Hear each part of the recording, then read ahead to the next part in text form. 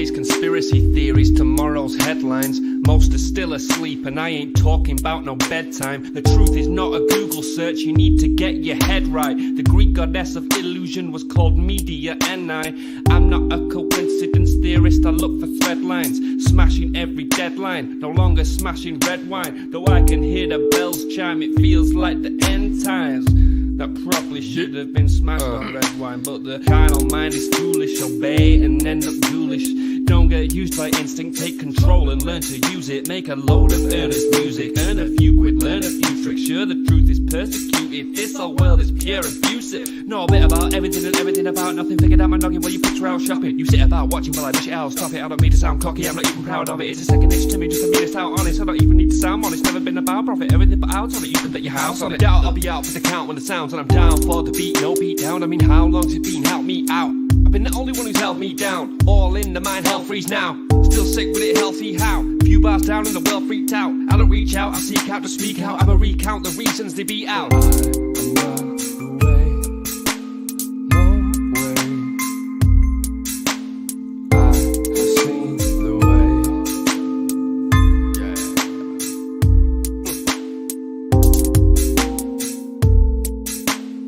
Speak, repeat, there's no way.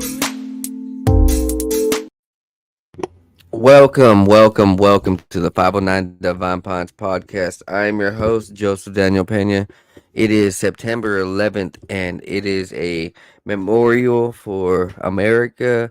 We have experienced one of the greatest tragedies in our country today, about 23 years ago. I still remember the day. It was a sunny morning. I just had breakfast, I think, and I was watching some TV. My brother was there, my dad was there, and on the news, it was the towers that on the news. It was I don't know why Sports Center had switched over, or Fox or something had switched over, and we had seen the first tower get hit, and it was like devastating. I was like, oh man, that's crazy. Well, if a second one gets hit, then we're definitely in war. And I was thinking, I was a kid, I was like, but like we have one of the greatest air forces. How did this get shot down? There's no way a second one. If there's a second one, then our military let it happen for the sake of war. I was even thinking like that as a kid, and I went to school. And at the time, I had Miss Marcus as my teacher, and she was the most patriotic teacher you would ever find. I'm not even joking. Her whole room was lit up with USA flags, red, white, and blue. And most interestingly, she was a Filipino. She came from the Philippines. I apologize. And I guess she loved America so much because over in the Philippines, where she came from, it was just really bad. And America gave her and her family a chance, and she's forever grateful. And that morning, when 9/11 happened, when these towers happened, yeah, like she was breaking down, crying. She was in tears. She was not the same person. She was always, joyous and jubilant. And like I remember as a kid, like it shook the adults. And I guess I didn't understand the weight of 9/11 at the time, but now as an adult, I'm able to look back and realize the benefits of being able to research things for myself and to come to a clear understanding on why the things like the Patriot Act were created, or the reasons why we would go into Iraq and go into the Middle East and what we might find there. There's a whole bunch of implications and things that happen, that aren't necessarily with the towers itself, that are around this whole debacle. Even like $1 trillion being lost the day beforehand. and then it's suddenly all being forgotten about. It's a very interesting thing. So we're gonna go ahead and dive into 9/11 today, guys. But first and foremost, I want you guys to like, subscribe, and share. Tell everybody around that this is going down. I could not do this without you. So if you guys would check down below, there are some donation links for Cash App or PayPal. You also got some coupon codes because Bidenomics have completely hurt all of us. Coupons for supplements, coupons for coupons for workout gear inspired by Demon Slayer. I have energy drink supplement coupons, a little bit of everything. So go down below. The energy drink specifically, W.GG. You can look, and it's an all natural supplement, all natural energy drink powder. It's very, very tasty. They have like 20 different flavors, and they're always collaborating with uh, e gamers and e teams. So they have cool collaborations and a patented neural blend that's going to get you right. The coupon code is 509 Divine Pines. You can also go over to boomerboost.com to get a all natural, powerful, dynamic duo. It is a 70-in-1 blend of fruits, vitamins, minerals, and a gladiator barley blend. A one of the kind, supercharged by Ionic Storm, and you can use coupon code Joe30 over at boomerboost.com. Thank me later. All right, guys, let's go ahead and get into it. Man, I've been waiting for this one. Not really, but yeah, 9/11 is always a tough one for me because I don't know how to feel. But I'm gonna go ahead and let the You will find there an extraordinary information. There will be two big buildings in the land of Edom, which today we relate the word Edom to America. And those are the biggest, the tallest buildings in the world. And they will be brought down completely.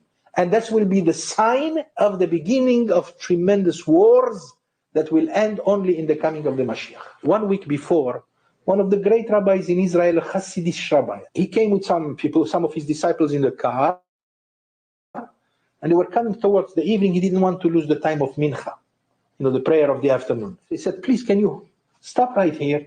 I want to daven, I want to pray mincha here.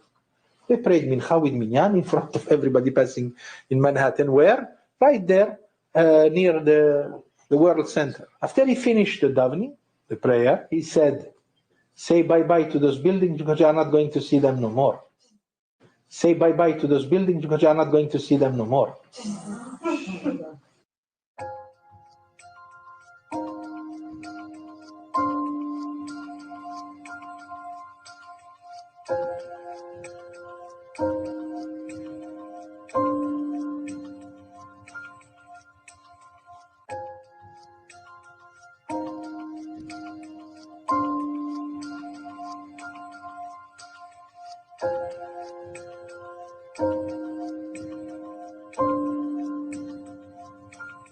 Alan Sabrowski, PhD, University of Michigan, is a 10-year U.S. Marine Corps veteran and a graduate of the U.S. Army War College. Now, not only that, Dr. Sabrowski, correct me if I'm wrong here, not only are you a graduate of the U.S. Army War College, but you were director of studies there for some period of time. Is that correct? That's correct, for 5.5 years. 5.5 years as director of studies at the U.S. Army War College. Very few people really understand the nature of the problem. When you have people who try to make this claim that they are loyal to America and at the same time loyal to a foreign government, it is a lie.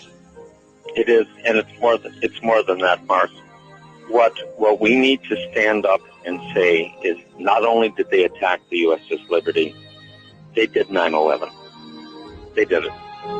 I have had long conversations over the past 2 weeks with contacts at the Army War College, at its headquarters Marine Corps, and I've made it absolutely clear in both cases that it is 100% certain that 9/11 was a Mossad operation, period.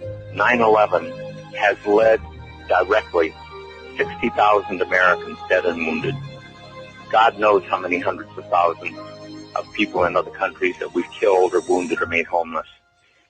And it's an ongoing sore. It's not your sore from the USS Liberty. It's not my sore from Vietnam. Both of us have those. Both of us care about it. But this is an open wound. And what Americans need to understand, they did it. They did it. And if they do understand that, Israel's going to disappear. Israel will flat-ass disappear from this earth. I sent a film to one of my colleagues, basically had Americans grieving over their dead. And I showed one of them, it was a woman just wrenched by grief over her dead soldier. And I said, you know, if Americans ever know that Israel did this, they're going to scrub them off the earth. And they're not going to give a rat's ass what the cost is. They are not going to care. They will do it. I've had some long discussions with people up there, and there are some really, really unhappy people. They didn't know. They truly didn't know. And these are not unintelligent people. They really didn't know. The next statement is rage. Real rage. The Zionists are playing this as truly an all-or-nothing exercise. Because if they lose this one, if the American people ever realize what's happened, they're done. If Americans ever truly understand that, they're history. It'll be a bloody, brutal war, and they're gone. I mean, it's not even going to be a close contest. And they know that, and what they understand, I think, as well, is that their leverage is on the political appointment. Their leverage is not in the uniformed services. If you pick up the Army Times or the Navy Times or any of the journals of any of the services, you get a very different view than you get, looking at the Congress and the White House. And if it ever understands this, really, really deeply understands this, and this is what I got when I put some of these things to the Army War College, the headquarters Marine Corps. I mentioned to a contact at headquarters Marine Corps, I said, you know they did 9/11. You don't mean it. I said, absolutely. But if they ever understand that, these people are history. What is the reaction on their part when you tell them things like this? First a disbelief. What I show them immediately afterwards is an interview with a Danish demolitions expert named Danny Jowenko, and it shows the third building at the World Trade Center going down, WDC7. And they look at that, and I said, now you understand that if one of the buildings was wired for demolition, all of them were wired for demolition. That's the tipping point.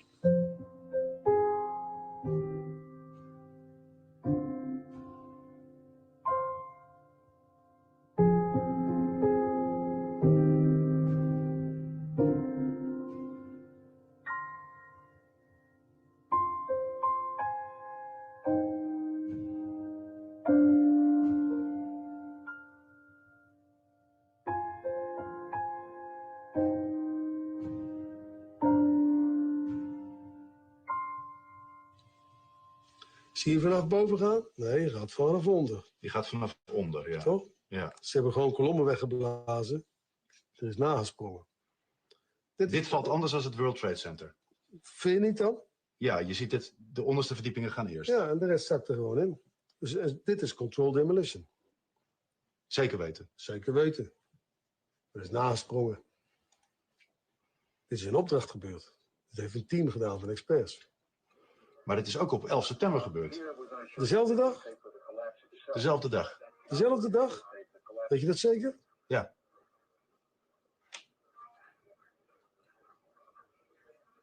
Was het zeker weten de 11e? Totaal geen waar zijn. 7 uur nadat de World Trade Center naar beneden viel. Ja? Hebben ze hard gewerkt. In het officiële onderzoeksrapport van FEMA staat dat ze niet kunnen verklaren waarom gebouw nummer 7 is ingestort. Uitgebreid bespreken we alle mogelijke oorzaken met Danny Jowenko. Dat weet ik niet precies, maar ze hebben wel... Maar hij blijft erbij dat het gebouw is opgeblazen. Het is vakwerk, zonder meer. We weten heel goed wat ze doen, die jongens. De vraag is dan, is zoiets van tevoren voorbereid of kan dat op 11 september zelf nog zijn besloten en uitgevoerd?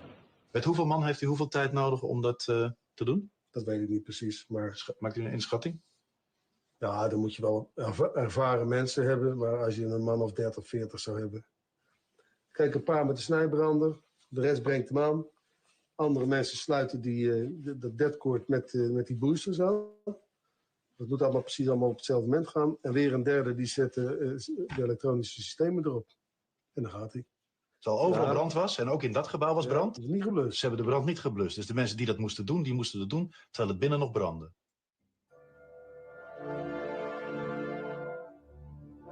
Ja, dat is vreemd. Dat is vreemd. Dat vind ik ook heel vreemd. Ik heb geen verklaring voor.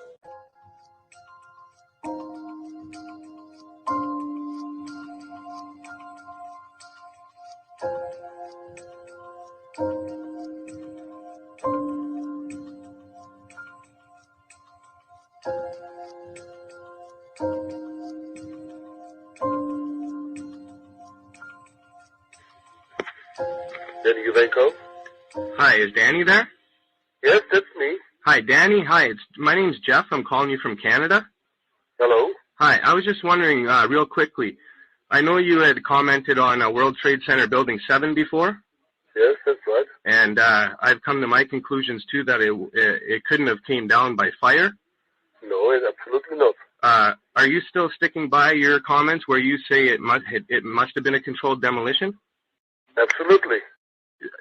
You as being a controlled demolitions expert, you've looked at the building, you've looked at the video, and you've determined with your expertise.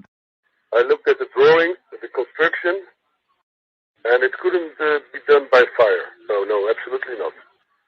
Okay, because I was reading on the internet, people were asking about you, and they said, I heard something that Danny Joenko retracted his statement of what he said earlier about World Trade Center 7, now saying that it came down by fire. And I said, there's no way that's true. No, absolutely not. Like, when I've called controlled demolitions here in North America, yes, they tell me that, oh, it's possible it came down from fire and this and that and stuff like that. When the FEMA makes a report that it came down by fire and you have to earn your money in the States as a controlled demolition company, and you say, no, it was a controlled demolition, you're gone, you know? Yeah, exactly. You'll be in a lot of trouble if you say that, right? Of course. That's the end of the end of the story. Yeah, because I was calling demolitions companies just to ask them if they use the term "pull-it" in demolition terms, and even Controlled Demolitions Incorporated said they did. But the other people didn't want to talk to me about Building 7 really, because they knew what happened and they didn't want to say it, right? Exactly. Okay, I'm very sorry for bothering you, and thank you very much for your time, sir. It's okay. Okay, thank you very much. You have a good day. Okay, thank you. Bye-bye. Bye-bye.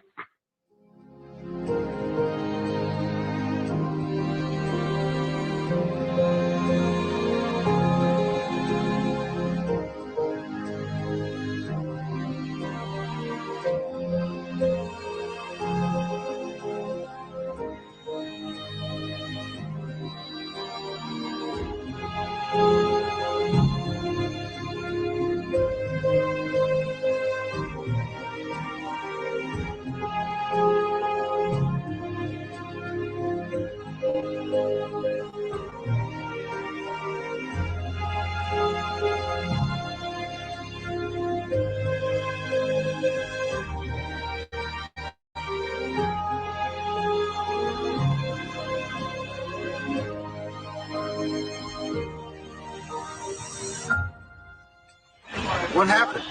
There was an explosion. We was in the lobby and the third explosion, the whole lobby collapsed on us. What was it like? What was it like? Horrible. Horrible. The whole building just collapsed on us inside the lobby. Was that a secondary explosion? Yes, it was. That was the Yeah, definitely a secondary explosion. But we was inside waiting to go upstairs. And on the way upstairs, the whole fucking thing blew. And we just collapsed on everybody inside the lobby. Similar to the first tower coming down, secondary? I don't know about the first one, but I know the second one was terrible. Then there was a third one too after that one. That's right. Everybody was inside the building waiting to go upstairs.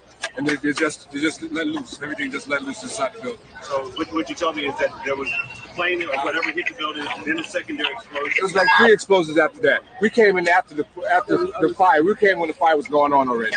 We was in the staging area inside the building, waiting to go upstairs. Then it exploded. The whole lobby collapsed on the lobby inside. And just mayhem after that. Just man, everybody tried to make their way out. Just trying to help all the brothers get out. A lot of people trapped inside. People don't understand. There may be more. Any one of these fucking buildings can blow up. This ain't done yet. What did we do? We made it outside. We made it about a block. We made it at least 2 blocks, and we started running.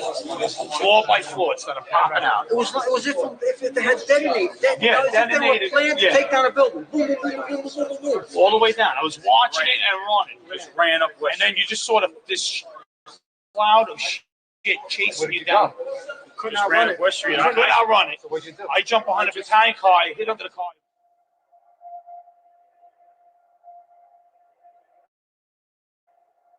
You want to call your mother or something? You gotta get back. Wow, that. You gotta get back. All right. Don't.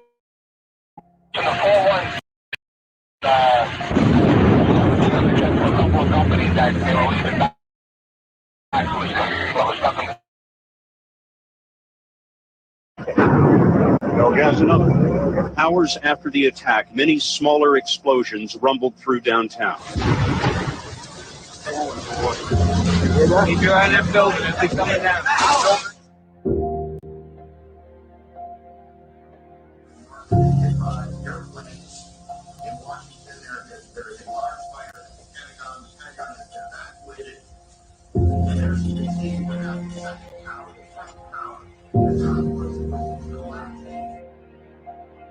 Once you have seen building 7, there is no way back. You can cheat on yourself, and you can try to suppress it, but you cannot. You have seen it, and then there's no way back. It's not very healthy, to lie to yourself. Now, more on the latest building collapse in New York. You might have heard a few moments ago I was talking about the Salomon Brothers building collapse. And indeed it has. It seems that this was not a result of a new attack. It was because the building had been weakened during this morning's attacks. We'll probably find out more now about that from our correspondent, Jane Stanley. Jane, what more can you tell us about the Salomon Brothers building and its collapse? Well, only really what you already know. Details are very, very sketchy. As you can see behind me, the Trade Center appears to be still burning. We see these huge clouds of smoke and ash, and we know that behind that there's an empty piece of what was a very familiar New York skyline, a symbol of the financial prosperity of this city, but completely disappeared now, and New York is still unable to take on board what has happened to them today. Presumably there were very few people in the Salomon building when it collapsed. I mean, there were, I suppose, fears of possible further collapses around the area. That's what you would hope, because they don't really know where to turn. That's the very sad thing. I think there's going to be a lot of very, very traumatized people that has hit them very, very hard.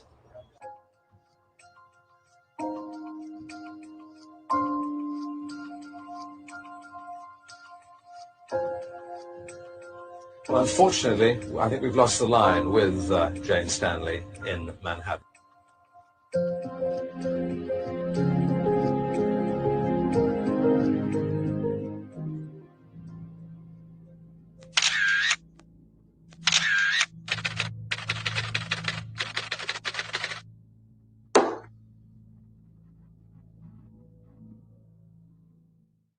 Some evil is just, it can't be explained. Are these people happy? Are they joyous now? Are they celebrating? Oh, absolutely. They're Thank celebrating. God. There's one report, this has not been confirmed, but there's several reports that there was a cell, one of these cells across the Hudson River. And they got on this is the report. I emphasize, I don't know this for a fact, but there's several witnesses who say this happened. They got on the roof of the building to look across. They knew what was going to happen. Yeah. They were waiting for it to happen. And when it happened, they celebrated. They jumped for joy. In the days after 9/11, while Ground Zero continued to smolder, Millions heard Dan Rather and various media outlets repeat vague and unconfirmed reports of arrests that took place that day. These rumors held that Middle Eastern men, presumably Arabs, were arrested in explosive-packed vans in various places around the city on September 11th, and that some had even been photographing and celebrating those events. What most do not realize is that those reports were not mere rumors, and we now have thousands of pages of FBI, CIA, and DOJ reports documenting those arrests. My binoculars, and I could see the towers from my window, and this is where I'm looking, and all of a sudden down there I see this van parked, and I see 3 guys on top of the van, and I could see that they were like happy, they didn't look shocked to me, they didn't look shocked. The men were spotted shortly after 8:46 a.m., yet somehow at this early stage, just minutes after the first plane strike on the World Trade Center, they were already positioned in a parking lot in Liberty State Park, taking pictures of the towers and celebrating. They left the scene shortly after being spotted, and at 3:31 p.m. the FBI issued an all-points bulletin advising officers in the greater New York area to be on the lookout for a white 2000 Chevrolet van with Urban Moving Systems sign on back. At 3:56 p.m., the van was spotted traveling eastward on State Route 3 in New Jersey and pulled over by Officer Scott DiCarlo and Sergeant Dennis Cervelli of the East Rutherford Police Department. Inside they found 5 men: Sivan Kurzberg and his brother Paul, Yaron Schmel, Oded Elner, and Omar Marmari. A major terrorist manhunt began, and just 6 hours after the attack, the van was stopped at a roadblock by Patrolman Scott DiCarlo. We were asked to detain the van and the passengers. They were just removed from the vehicle, patted down for safety precaution, and detained. 911 call at 410 Park. I think once the FBI arrived, one of them stated that they were on our side. There's something to that effect. According to the police report of the incident, Sivan Kurzberg told Officer DiCarlo, "We are Israeli. We are not your problem. Your problems are our problems. The Palestinians are the problem." Their official story: they were just Israeli tourists working for a moving company who had heard about the first World Trade Center strike and rushed to get a better view of the events. They told interrogators they were working for Urban Moving, a shipping and storage firm run by an Israeli businessman who often employed Israeli students without work permits. The men say there was an innocent explanation for what was found in the van and their behavior on 9/11. They were, they say, simply on a working holiday. We heard in the news that one of the plane was crashing down the building, and we thought it was an accident at the beginning. So we went up to the roof of Urban Moving, and we saw the building burning. There's a better view from a building in Jersey that is up a hill, a straight line to the World Trade Center. We decided to go up there. It's like 2-3 minutes from the office. Stand over there and take some pictures. Everyone wants a picture like this in his camera. Although this narrative is still trotted out when the story of the dancing Israelis is raised in the media, it is an easily demonstrable lie. FBI reports confirmed that the men were not taking somber pictures of a horrific event. When their 76 pictures were developed, they revealed the men had indeed been celebrating, smiling, hugging each other, and high-fiving. One of the pictures even featured Sivan Kurzberg holding a lighter up with the burning tower in the background. And these were no ordinary tourists. Oded Elner had $4,700 stuffed into his sock. They lied to the police about where they had been that morning. They were carrying plane tickets for immediate departure to different places around the globe. The FBI confirmed that 2 of the men had ties to Israeli intelligence and came to suspect that they had indeed been on a mission for the Mossad. And of course, after returning to Israel, Elner claimed on national Israeli TV that they had been sent there to document the event.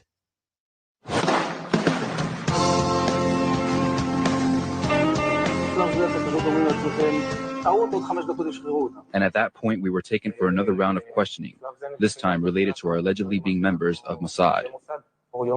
The fact of the matter is, we are coming from a country that experiences terror daily. Our purpose was to document the event.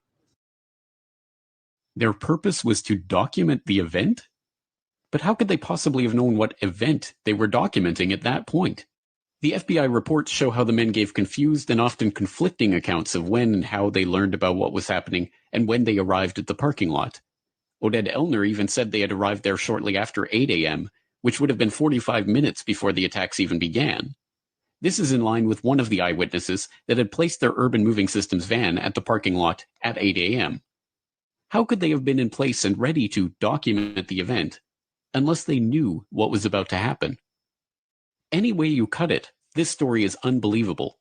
Men with documented connections to Israeli intelligence and working in the United States without appropriate permits were detained after having been caught celebrating the attack on the World Trade Center at a time when no one knew that the WTC strike was an attack.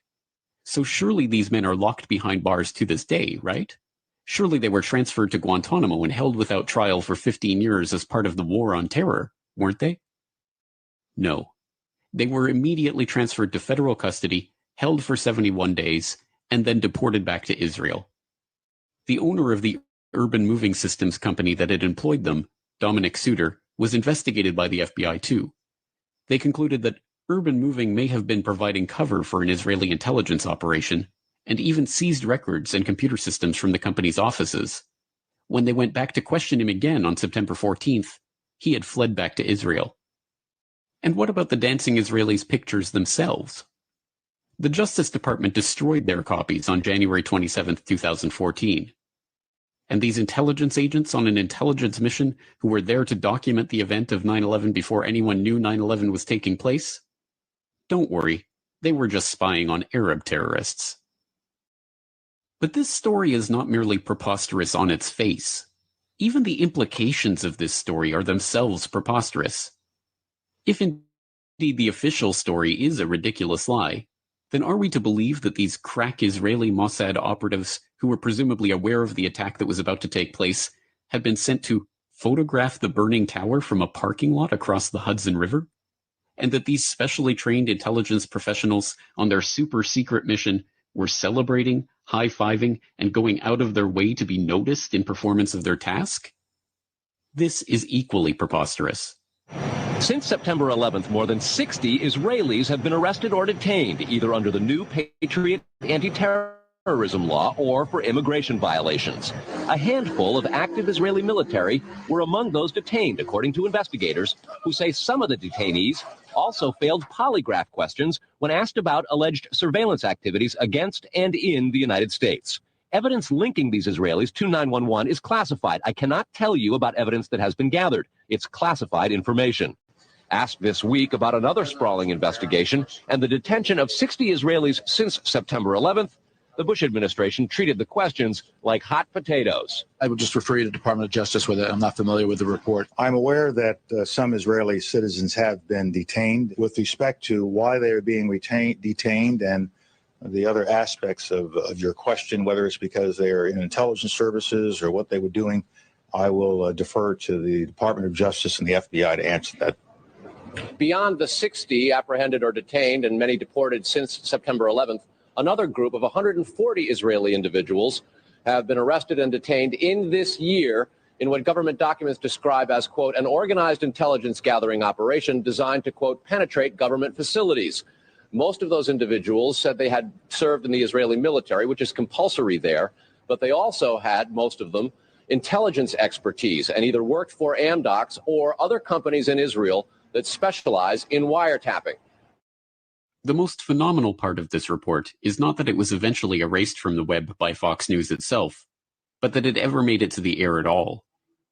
In December of 2001, Fox News investigative reporter Carl Cameron filed an explosive 4-part series that went in-depth into an Israeli art student spying ring that had been under investigation before 9/11, extensive Israeli wiretapping of sensitive U.S. government communications, and the 60 Israeli spies that were detained in the wake of the September 11th attacks. Unsurprisingly, the story was quickly dropped, and no mainstream journalists dared to continue probing into the matter. This is the real story of Israeli spies in 9/11. Not some vague rumors about some dancing Israelis, but an FBI dragnet that swept up the largest foreign spying ring ever caught red-handed on American soil. And although the FBI were convinced that these spies knew about 9/11 in advance, their investigations were stifled and the issue was swept under the rug. Rather than making Israel enemy number one in the war on terror, Israel remains to this day the U.S.'s most important ally. And if I'm fortunate enough to be elected president, the United States will reaffirm we have a strong and enduring national interest in Israel's security. In 2001, weeks after the attacks on New York City and on Washington, and frankly, the attacks on all of us, attacks that perpetrated, and they were perpetrated by the Islamic fundamentalists, Mayor Rudy Giuliani visited Israel to show solidarity with terror victims. I sent my plane because I backed the mission for Israel 100%. But perhaps this is understandable. After all, we all remember how Yasser Arafat gloated about 9/11 and said it was good for Palestinians, right? Oh wait, that wasn't Yasser Arafat. It was Benjamin Netanyahu. The Israeli newspaper Ma'ariv has reported Israel's former Prime Minister Benjamin Netanyahu has publicly said the September 11th attacks have been good for Israel. Netanyahu said, quote, "We're benefiting from one thing, and that is the attack on the Twin Towers and Pentagon and the American struggle in Iraq." My name is Donald Trump, and I'm a big fan of Israel. And frankly, a strong prime minister is a strong Israel. And you truly have a great prime minister. In Benjamin Netanyahu, there's nobody like him. He's a winner. He's highly respected. He's highly thought of by all. And people really do have great, great respect for what's happened in Israel. So vote for Benjamin. Terrific guy, terrific leader, great for Israel. Given that the ultimate consequence of 9/11 was the beginning of a now 15-year-long struggle to transform the Middle East, a struggle that the neocons that went on to populate the Bush administration had been openly advocating since the clean break policy paper in the mid-1990s, it isn't hard to see how the September 11th attacks were indeed a boon for Israel. But information linking Israeli spies to advanced knowledge of 9/11 remains classified information. In a world of true justice, the dancing Israelis and other Israeli spies with insider advanced knowledge of the 9/11 attacks, who openly celebrated those attacks, would be the targets of the war on terror, not its beneficiaries. What else do we know about 9/11? Marvin Bush, the head of Securicom, the company that did digital security for the towers, and his dad was George Bush Sr., who was hooked up to the CIA, which is one of their intelligence branches. A little over a year before September 11th, an Israeli art group named Gelatin, which is also coincidentally the name of high-powered explosives, began an ongoing project on the 91st floor of the World Trade Center to add a balcony to one of the floors. You can even see here in the Metro, which is a daily newspaper that people hand out like subways in the morning, they even did a little write-up about it. You have a picture down here of them working with all these boxes stacked around them, talking about the group Gelatin and working on their project, the B thing, which I suppose, according to them, is B for balcony, which I would suggest after these next few slides might stand for something else. Now, if you look a little closer at this picture, it says BB18 on it. Now, BB18 is a popular fuse housing for when you have a million wires and you need to organize them for something. I don't know how many wires you would need to put a balcony outside, but my guess would be 0. Now, one night while they were working on this, they went to a whole bunch of floors and put E-Team, showing that they had access to all these floors. They lit up floors 90 to 94, where the first explosion happened on floors 93 to 99. After this was all done, they published a 62-page book about it, which is extremely hard to get, as you can imagine, which includes pictures of them doing it and all about it, and then some of their sketches. Now, keep in mind, these are supposed art students, okay? Now, I know art doesn't always mean drawing. It can mean many things, but nevertheless, these look like the scribbled-out blueprints of a heist or something shady. Here's one with the tower. It says, very depressing inside, Very amazing outside. All right, that's weird. We want to break through to the amazement from the inside. Okay, like a bomb breaking out. And it says depression inside, amazement outside. And here's the second sketch of a building basically starting to crumble with debris falling all around it. Now, this isn't shady at all, guys. Here's another sketch of someone jumping out of the Twin Towers. Here's a sketch, and there's a lot of them. The creeper, I'm going to show a few of the towers and then all the lower levels behind it. On the top here, it says, God, bring airplane food. Right next to it, it says, last chance to open a parachute. If you go down here, it just says a whole bunch of creepy stuff. Highest worm population. All right, so this is a sketchbook which shows a crumbling tower, and it shows the towers here with a hole where their balcony supposedly is, but it says bring airplane food. The only pictures of them are standing next to 100 fuse boxes that are used to rig up things like, I don't know, bombs. Their name is gelatin, which is a high-powered explosive, and is called the Bee Thing, working on the exact same floors where the first explosion hit. Gene, you're saying that you didn't see anything initially. You didn't see a plane actually approach the building. I had no idea it was a plane. I just saw the entire top part of the World Trade Center explode. So I turned on the TV when I heard they said it was a plane. It was really strange. So you've probably heard me in past videos talk about math, and I do math all day long, and I'm a mathematician and all that. Well, that is because I am a skyscraper engineer who has been building skyscrapers in Manhattan for 17 years. So I have to say, if there's ever been anything I've been more qualified to speak on, it's the collapse of the Twin Towers. Now, first things first, those buildings were tanks. I mean, those might have been the two sturdiest, strongest buildings on the planet. Now, majority of buildings get most of their strength from the core, around like the elevator shaft. That's where the heaviest steel will be, and it'll come up the middle of the building. And it creates like a spine. So this is where most of the strength from the building comes.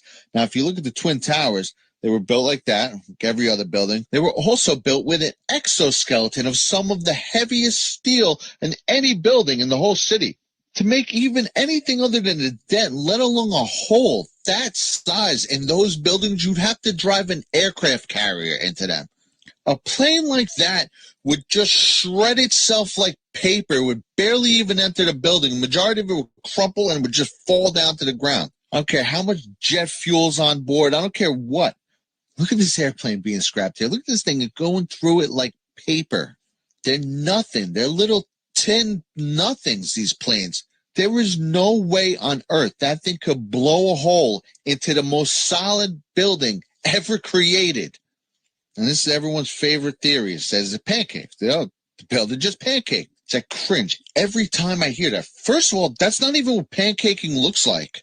When floors pancake, the horrible occurrence that this is, they stop. They go floor, floor, floor, floor. So look at this video right here. If you can see briefly, there's a lot of smoke. It drops the floor and stops for a second.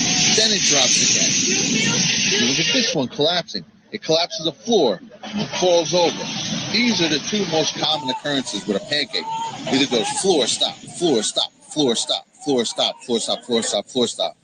Or it hits the floor and then falls over. The only thing that would have ever happened with those buildings, a steel building no less, so pancaking usually happens with a reinforced concrete building, not a steel building in the first place. But the only thing that would have happened is that it would either the top would have dropped the floor, dropped the floor, dropped the floor, dropped the floor, and you would have seen it in a horribly slow fashion, and eventually would have just hit the ground, or what would have most likely happened, it would have fell a floor and the whole top would have fell off onto the street. But neither of those things did happen, did it? No, it free fell. It's only one thing on earth that can make a building free fall perfectly into its own footprint, and that's controlled demolition. Period. It's not even up for debate. And then World Trade Center 7, which everyone wants to dismiss. Meanwhile, this is a building that would be one of the tallest buildings, if not the tallest building in most of the states in America. It's like an afterthought. Didn't have a hole in it where the top floor could have pancaked.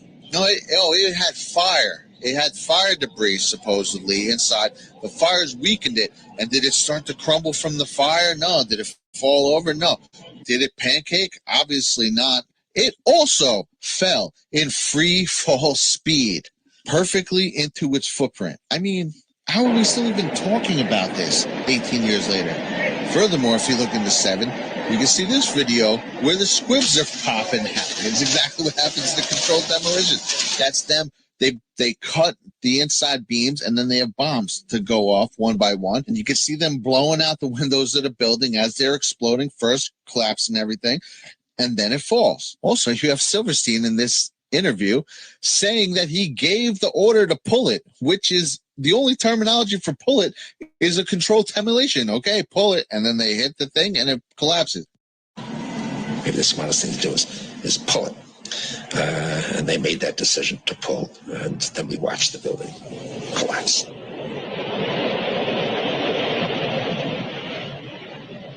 Here you have a FEMA worker being interviewed about the horrors that he's helping to clean up in the city, and he states that he arrived the night before 9/11.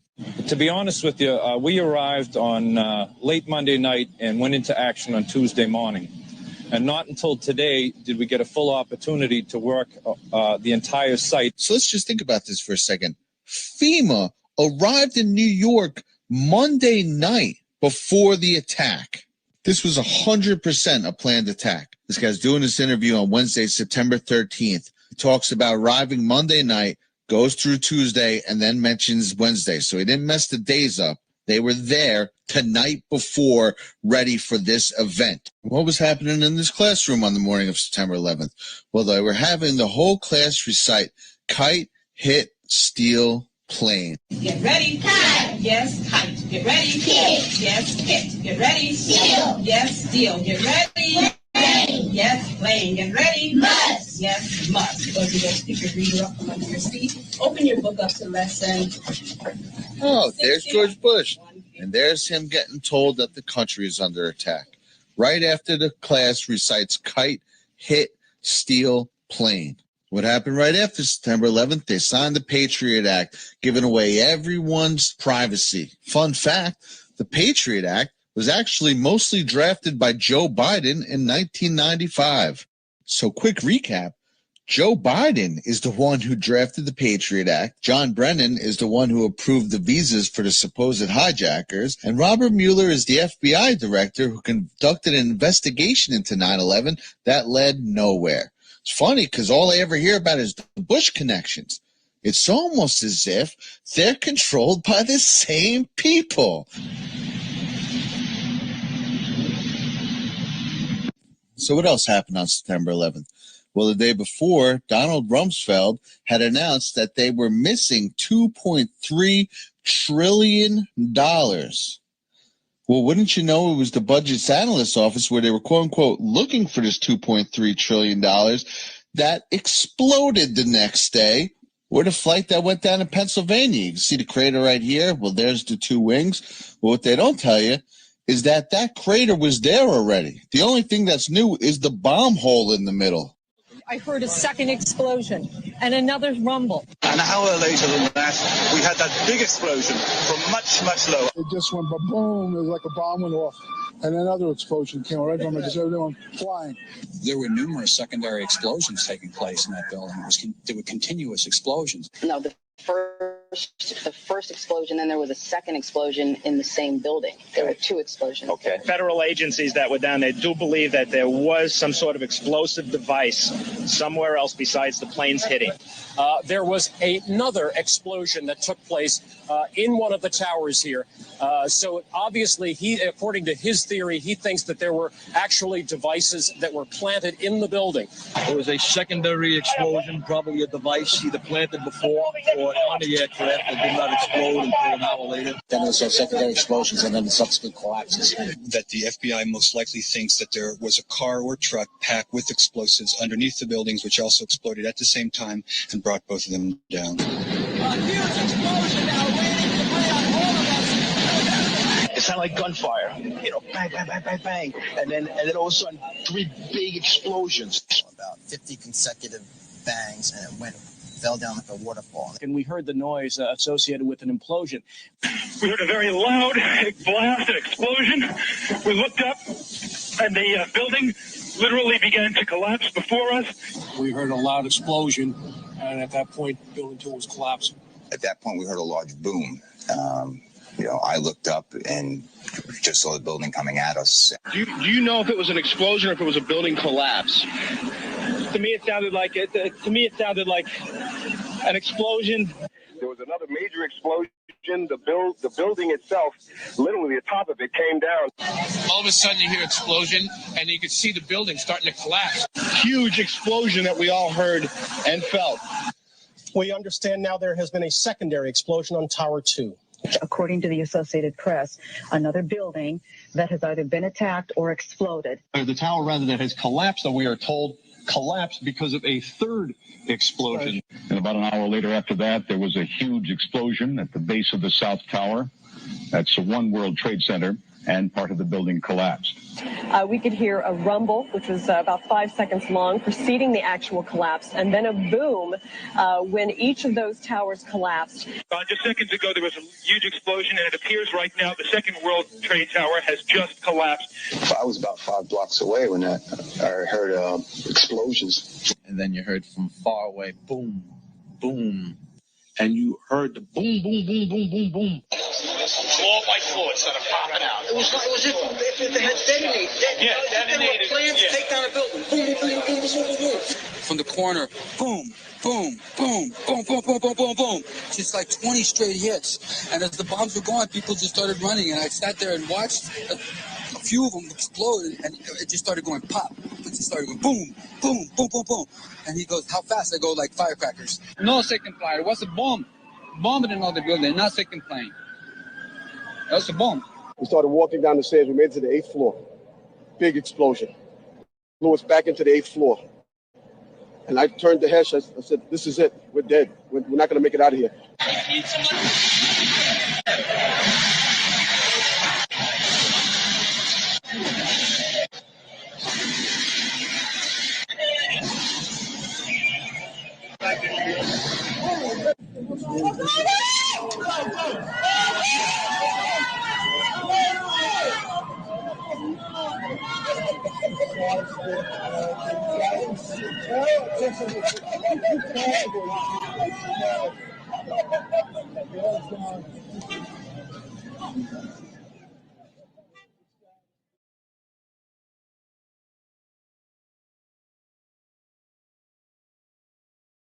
So one name that keeps coming up through our 9/11 investigations is Larry Silverstein and Silverstein Properties. And why that's interesting is in April of 2001, Silverstein Properties took out a lease, a 99-year lease for $3.2 billion on the Twin Towers. Now, there was a few other smaller buildings in that lease, but the major part was the Twin Towers, 210-story building. There was like building 4 and 5 or something. In spring of 2000, so about a year before he signed this deal, the Twin Towers were valued at $1.2 billion. So you go, 99-year lease, $3.2 billion. Yeah, there's a couple other small things, but it's the Twin Towers. Now, the Twin Towers a year earlier were valued at $1.2 billion. So I don't know, something strange there. So Silverstein Properties and Larry Silverstein already owned somewhere in the neighborhood of 8 million square feet of real estate in the New York City area. That included Building 7. Now, Building 7 really keeps coming up as something strange through this investigation because Building 7 went down in a free fall. Why did Building 7 go down in a free fall? It was reported that the fires in Building 7 caused it to collapse. The fires in Building 7 caused Building 7 to go into a free fall. That's got to be scary. It's got to be scary for people working or living in high-rise buildings, that if there ever was a fire, that building would come down free fall. Has that ever happened anywhere before in the world? There's been fires. None of them have ever come down free fall or tumbled or the top half tilted over. None of them. Yet on this day, 3 buildings for sure come down in free fall. We've seen it with our own eyes. It was on television. It's not somebody's opinion. It's not a calculated number. We've seen it live. Building 7 housed the SEC, which is the Securities Exchange Commission. Among things, they investigate wrongdoing in the financial district. At this time, there was somewhere in the neighborhood of 3,000 to 4,000 cases being investigated. In those cases, 2 of the major companies being investigated were Enron and Global Crossings. All these investigations going on. Building 7 comes down, and lo and behold, all that investigative material, all those documents, all the information, all gone. And then shortly after, maybe within a year or so, you have all these companies filing for bankruptcy. Well, that's interesting because probably most of the information that could be of conflict is now gone. Now we need to look into what were these buildings insured for? How much were they insured for, and what did he collect? And it goes deeper because every time I start looking into it, then I find out it wasn't his money that he put in to lease the buildings. He borrowed that money from GMAC. Everybody knows GMAC. You buy a Chevrolet or something, it's financed by GMAC. So they lent him the downstroke for the lease, which was $400 or $500 million, somewhere in that area. You had to put a downstroke for the lease. So not even his money, borrowed it from GMAC, took out insurance on the buildings, insured the Twin Towers for $3.5 billion. So one of the insurers, industrial risk insurers, they agreed in May of 2002 to pay Silverstein $861 million for his policy covering Building 7. Now, there's talk about how much he had invested in the building. It was nowhere near that. It was, in the end, when you do the math, he made out like $500 million.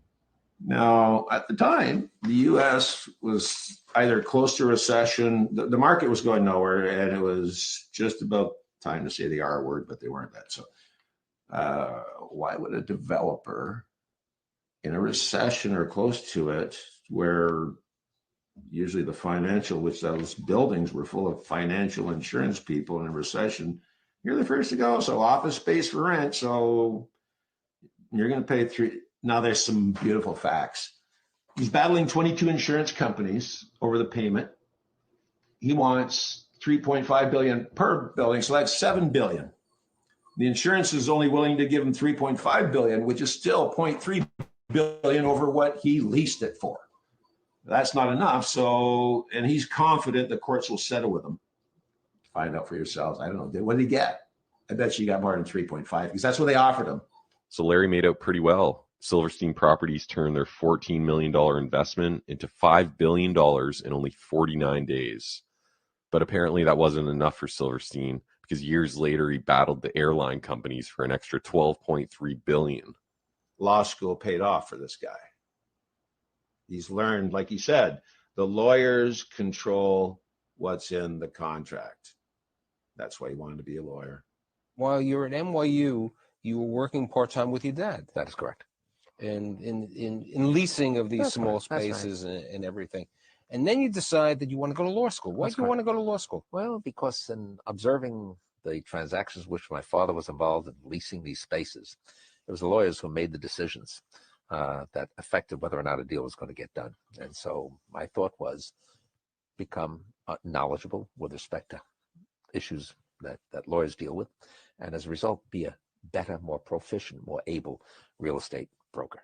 So every morning, Larry would have breakfast in Windows on the World with his tenants to discuss their leases, and just so happened to be at a dermatologist appointment the morning of September 11th.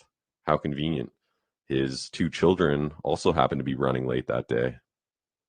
Interesting. Now, I have to mention there's this popular clip of Silverstein talking about Building 7, saying, there was a tremendous loss of life that day. The firefighters didn't think they could put out the fire, so we just decided to pull it. I remember getting a call from the fire department commander telling me that they were not sure they were going to be able to contain the fire. I said, we've had such a terrible loss of life. Maybe the smartest thing to do is pull it. and they made that decision to pull. And then we watched the building collapse. So this is interesting because there's been some debate about whether or not he meant pull the firefighters from the area and then just watch it burn. But if you rewatch the clip, he's clearly talking about the demolition term, pull it. You can call your local demolition company if you want, but they'll tell you that the term pull it means to physically pull the building down in the direction you want it to fall. So it's not going to fall on a building you don't want it to or whatever. But that's not something you can easily do with a 47-story building. And that's not what we see in the videos. So the official story is bogus, and so is Silverstein's. But the interesting part to me is when he talks about the old Twin Towers and basically says their design quality was so poor, that's why they collapsed the way that they did. But we know this is a lie because they were built to withstand multiple impacts from jet airliners, and it wasn't the jet fuel that turned 98% of the building into dust. You can watch our documentary to learn more about that. But yeah, there's something up here, all things considered. 6 weeks and you make $5 billion. You just happen to be at the doctor's that day, and your kids just happen to be late for their meetings, and you believe that jet fuel can turn 210-story buildings pretty much into dust? Okay. It's important to realize that the towers were designed for airliner impacts. John Skilling, the structural engineer in charge, said that in the event of an airliner impact, quote, the building structure would still be there. The building was designed to have a fully loaded 707 crash into it. That was the largest plane at the time. I believe that the building probably could sustain multiple impacts of jetliners because this structure is like the mosquito netting on your screen door, this intense grid. And the jet plane is just a pencil puncturing that screen netting. It really does nothing to the screen netting. If you haven't seen our 9/11 documentary, Where Did the Towers Go? The second edition is up now, and it proves that this NIST report that Silverstein was a part of is totally fraudulent, and Dr. Judy Wood has already filed a key tam case for science fraud against all these companies. This is the elephant in the room that nobody wanted to talk about. And this is one of the documents, a 61-page DEA document that I went over and over and over and connected Israeli Mossad bomb experts to an art group that were traveling around the United States and to an art group that gave themselves the name of Gelatin. Okay, now I'm going to take you to Dick Cheney. Just listen up. You're looking at those pictures. Those are some Israeli art students that came from a foreign country, and their art project was called B-Thing. They called their team the Gelatin Group. And just so you understand this, gelatin is often referred to gelignite or blasting gelatin. It's also referred to as blasting jelly, but gelatin, and they later on changed their name because people started waking up to this. So they named their name Gelatin. They called their art project the B Thing, and you will see on the left-hand side a photograph of the title page of their book. And what the B Thing was, there was a group called the Lower Manhattan Cultural Center that was renting the 91st floor or allowed to live on the 91st floor. These foreign art students, and some of them were connected to a group of traveling art students that were all over the country that the DEA found out about because they were going door to door to some of their agents' homes and their offices. And some of the offices were not public locations. So they were like, who are these people? There's Israeli students trying to sell us art. This was just a smokescreen. So you wouldn't go to where we're about to go. Now, the guy in the pink shirt, he's on the top right-hand side. Yep. Kind of pink shirt on. He has repelling gear on. Yeah. They removed a window. This was their art project. They put a wooden balcony out, and they had photographs taken via a helicopter that was rented by their sponsor from the Lower Manhattan Cultural Center. And that particular gentleman also had a big party to celebrate this event, and he rented part of the top floors of the Millennium Hotel. You'll remember that from 9/11, and who was there, the Bush relative. and took pictures and had a big champagne party watching this, okay? Look behind the gentleman in the pink shirt. You're going to see two big bold numbers. It says BB18. Those are fuse holders. Now look at all three pictures and look at how many boxes of plastic fuse holders that can be used for remote control demolition. And ask yourself, why would art students from Israel be having thousands of fuse holders? This building was built in the early 1970s. They weren't electricians. They weren't redoing all of the electricity in that building. You know, think about this. Okay, so I get this book out. I'm waiting for my shipment of books to show up, and I literally had a voice say to me, look into this. Those fuses, by the way, come from a company called Littel Fuse, Littel Fuse Company. They're located in Chicago. And some little voice said to me, take a look into this Littel Fuse Company, where all of those fuse holders behind those artists are. And now some of those artists are guaranteed Mossad bomb experts. And that's in the DEA document that you can read. So I find out that Littel Company is a subsidiary of a corporation called Tracor, Tracor. Now, Tracor, they went bankrupt and split their company. They were a government contractor. They split them off into Tracor Aviation, Littel Fuse, and Tracor Defense Holdings. They're based in Austin, Texas. They were bought out by Westmark Systems. Bobby Ray Inman was the chairman of Westmark at a point. Then Westmark kind of started losing it, and Tracor bought them back. Tracor bought out a company called Vitro, which used to be the Kellex Company. Let me tell you about Kellex Company. The Kellex Corporation was a wholly owned subsidiary of M.W. Kellogg, as in cereal, you know that guy, Kellogg Company. Kellex was formed in 1942 so Kellogg's operation relating to the Manhattan Project could be kept separate and secret. Kel meaning Kellogg and X meaning secret. The new company's goal was to design a facility for the production of enriched uranium through a gaseous diffusion technique. In gaseous diffusion, isotopes of uranium-235 could be separated from uranium-238 by turning uranium metal into uranium hexafluoride gas and straining it through a barrier material. Now, this is kind of interesting too. So for those of you who remember that originally the first responders were getting calls that there was a missile launched from the Woolworth building. The newly formed Kellex Company's original headquarters were in the Woolworth building in Lower Manhattan. I know, it's just another coincidence, isn't it? They later on moved to Oak Ridge, Tennessee. But now the Kellex Company, you will know them today. Here we are, fasten your seatbelts, as Halliburton. There you go. I told you I was going to take you to Dick Cheney.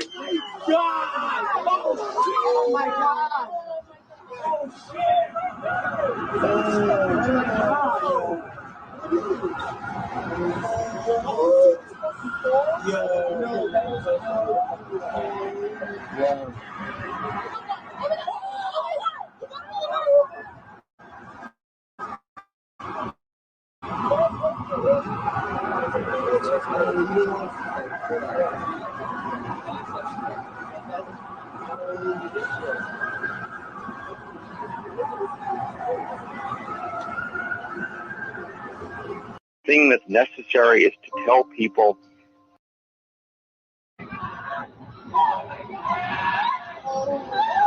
Oh my God.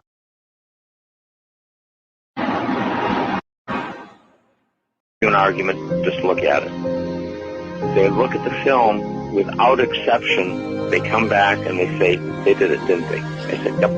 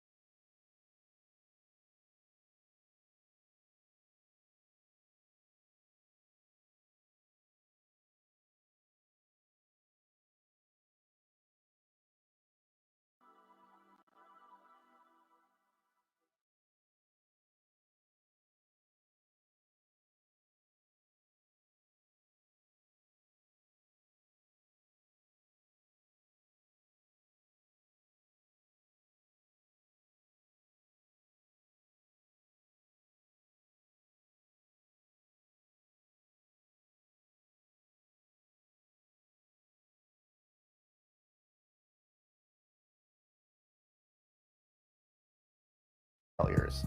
In other words, by this point in my life, I've been humbled. But we were okay financially, my wife had another son on the way, and life was pretty good. That was February of 2011, which was the last normal month I'd ever have. That's when I first took a closer look at 9/11 and found something astonishing, something that would change my life. This is the story of how one simple accidental question came to be, and how it led to another, and then another, becoming a research obsession that crashed my belief system and drove my marriage, relationships, and sanity to the brink of disaster, and how out from that brink came my awakening. You can't write or talk about it, you just have to see it to believe it. And that's why this film was born. So let's start at the beginning, when my eyes first opened. Looking into 9/11 by itself didn't bring on this spiritual awakening, but it was the first domino to fall. You're about to get a peek down the rabbit hole, but just a peek, just enough to see that there is one. So get ready, because you're going to see some things that will test your beliefs and your notion of reality. So why don't we ease into it? Because you know what it's like when you first open your eyes after a deep sleep. That first light can be intense.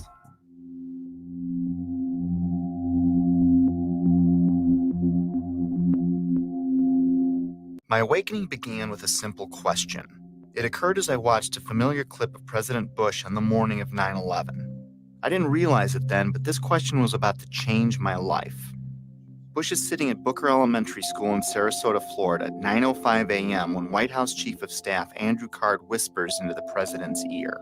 A second plane has hit the second tower. America is under attack. That first question was, why didn't the Secret Service get him out of there immediately? They didn't know how many planes were hijacked yet or what their targets were. There were actually 8 planes that were hijacked. We had 11 reports of hijacked aircraft. There were thousands of planes still flying. As many as a dozen planes were reported hijacked at one point.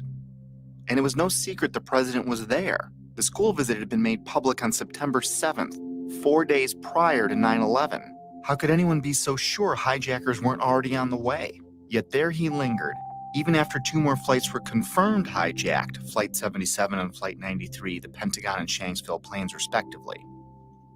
Somewhere I saw a story claiming the president's camp didn't want to scare the kids at the school, and that's why he stayed, which I found hard to believe.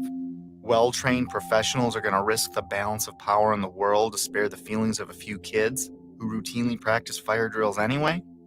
Well, I guess the answer was yes, because Bush stayed until 9:34 a.m., a full 29 minutes after it was known we were under attack. Think about that.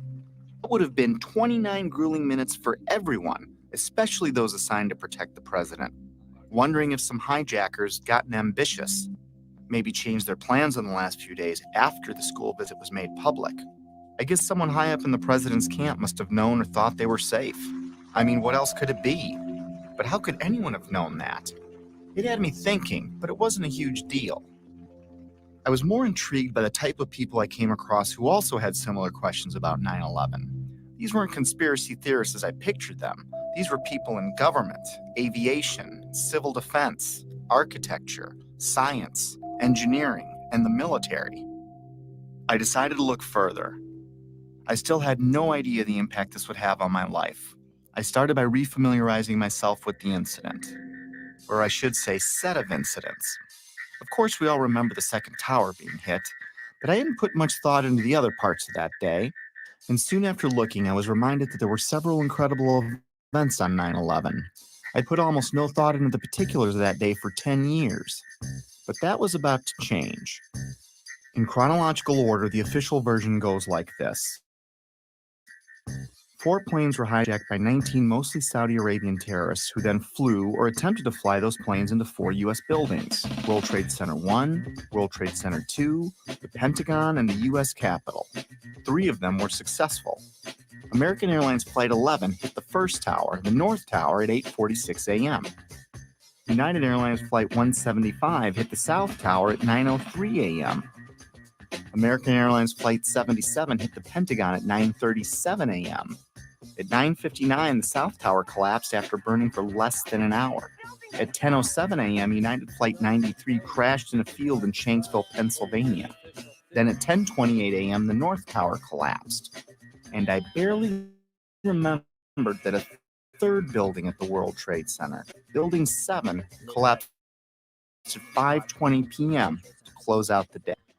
The National Institute of Standards and Technology, more commonly known as NIST, backed up the official government version that intense fires weakened the steel and caused all 3 buildings to fail, including Building 7, which oddly enough was not hit by an airplane, nor was it exposed to jet fuel, which is what I thought melted the towers to get that progressive collapse started. And you had that intense heat probably weaken the structure as well. As I looked for answers, I found Shyam Sundar of NIST stating, the buildings were not brought down by explosives. Until then, I didn't know explosives were even in the conversation. And like hearing a child claim innocence before a question is even posed, it had my eyebrow raised. World Trade Center 7 collapsed because of fires fueled by office furnishings. It did not collapse from explosives or from fuel oil fires. While researching the official government story, I saw a news flash that the 9/11 families wanted an investigation of World Trade Center 7. I was a bit surprised. Why would they be questioning the official story? That seemed a little out there, but who could be more invested than they were? So I listened to what they had to say. Our perception of what happened on September 11th is very different from the general public's perception, I'd say, for the most part. I believe that the public is still uninformed about most of the issues that are surrounding them. I just don't think the public at all knows. They want to believe. I think the truth sometimes can be frightening. There's some deep explaining to do. The bottom line is that it needs to be investigated. We have to demand a new investigation. I want justice here. Nobody ever stopped to have a scientific investigation. A scientific investigation. A scientific. What did these families know that I didn't?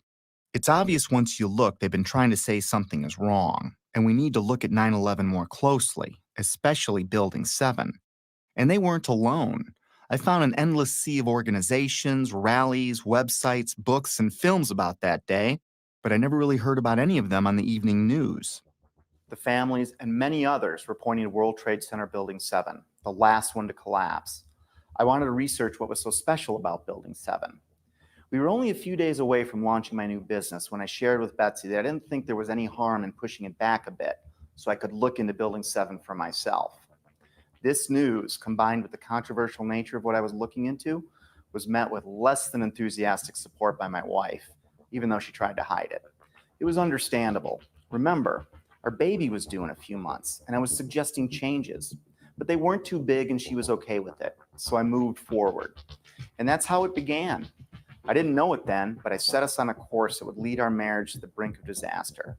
But that hadn't happened yet, so let's pick this back up at Building 7. Here are some basic facts. World Trade Center 7, which was located in downtown New York City, is sometimes called the Salomon Brothers Building, but is most commonly referred to as Building 7. With construction beginning in 1984, it benefited from many modern advancements in building technology. It was a 47-story, steel-framed, fireproof skyscraper standing 550 feet tall.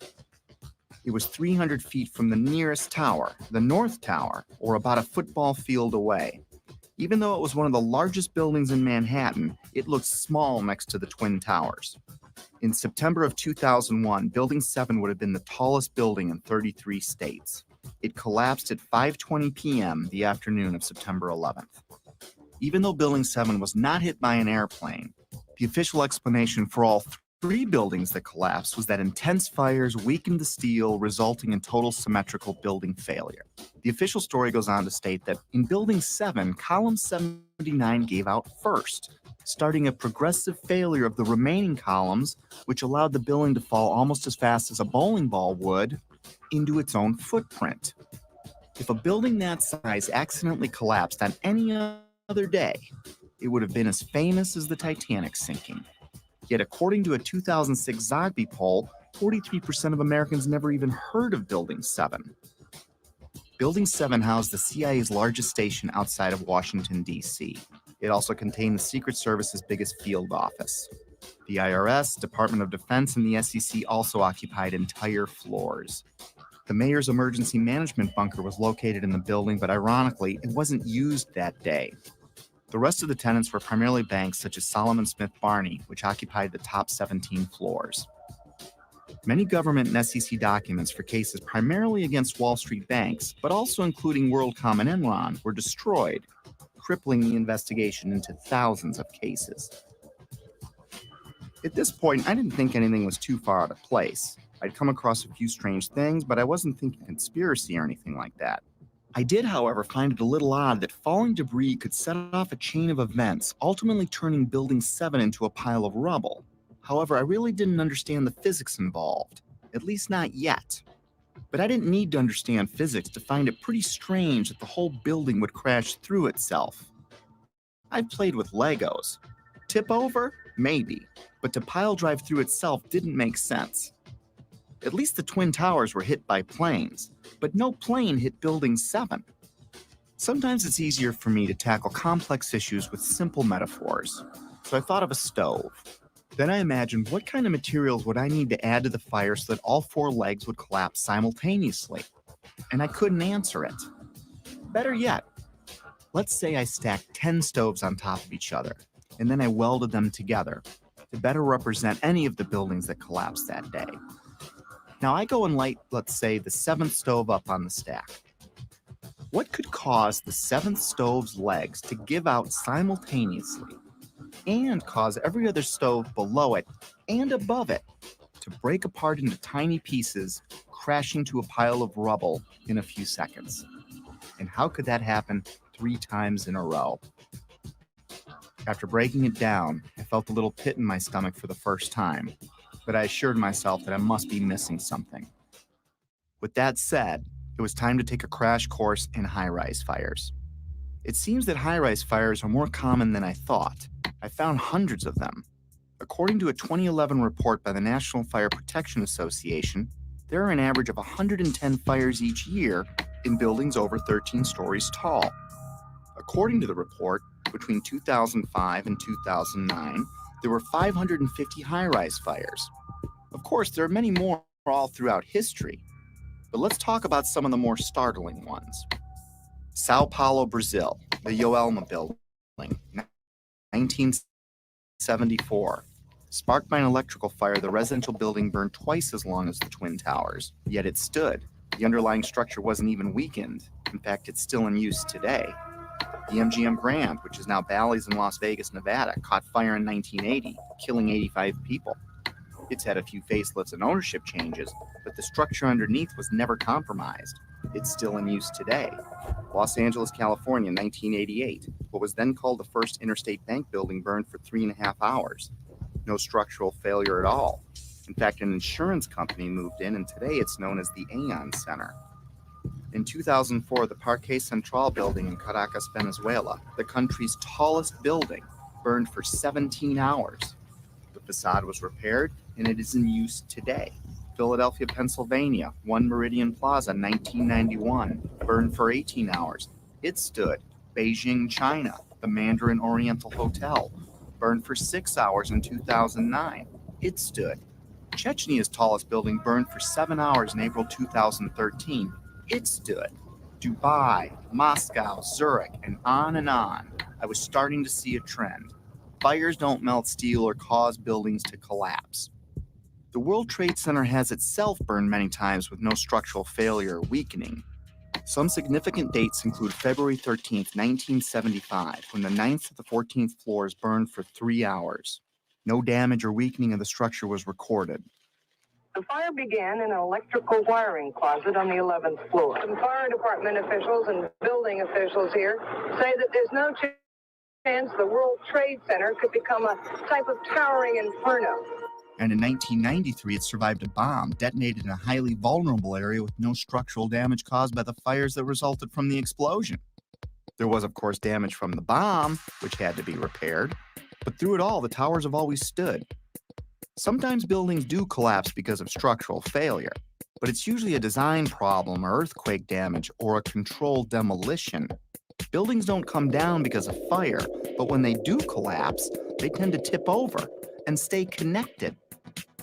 After reviewing hundreds of fires, I could find only 3 occurrences of fire bringing down a steel-framed high-rise in all of history, and all 3 were on 9/11.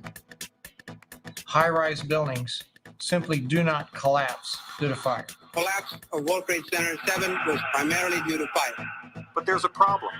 Office and open-air jet fuel fires cannot melt steel. A lot of things in these kind of buildings have to be fire resistant by nature. It's required by code. So there really isn't a whole lot of fuel in there to begin with. The National Institute of Standards and Technology said that the maximum air temperatures was about 1,800 degrees or 1,000 degrees colder than what's needed to melt steel.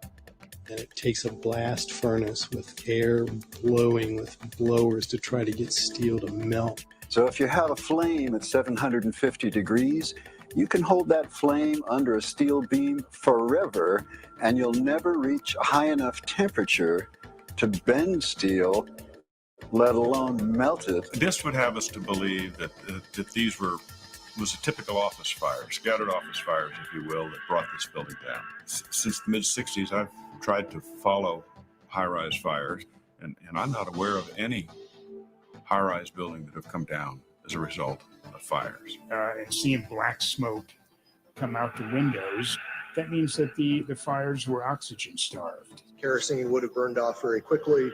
What wasn't destroyed in the initial fireball would have been consumed fairly rapidly and would have only really served as an ignition for the rest of the material. None of which would have been, in my experience as a fire protection engineer, hot enough to sufficiently soften the steel or damage the steel to result in a total collapse of the building.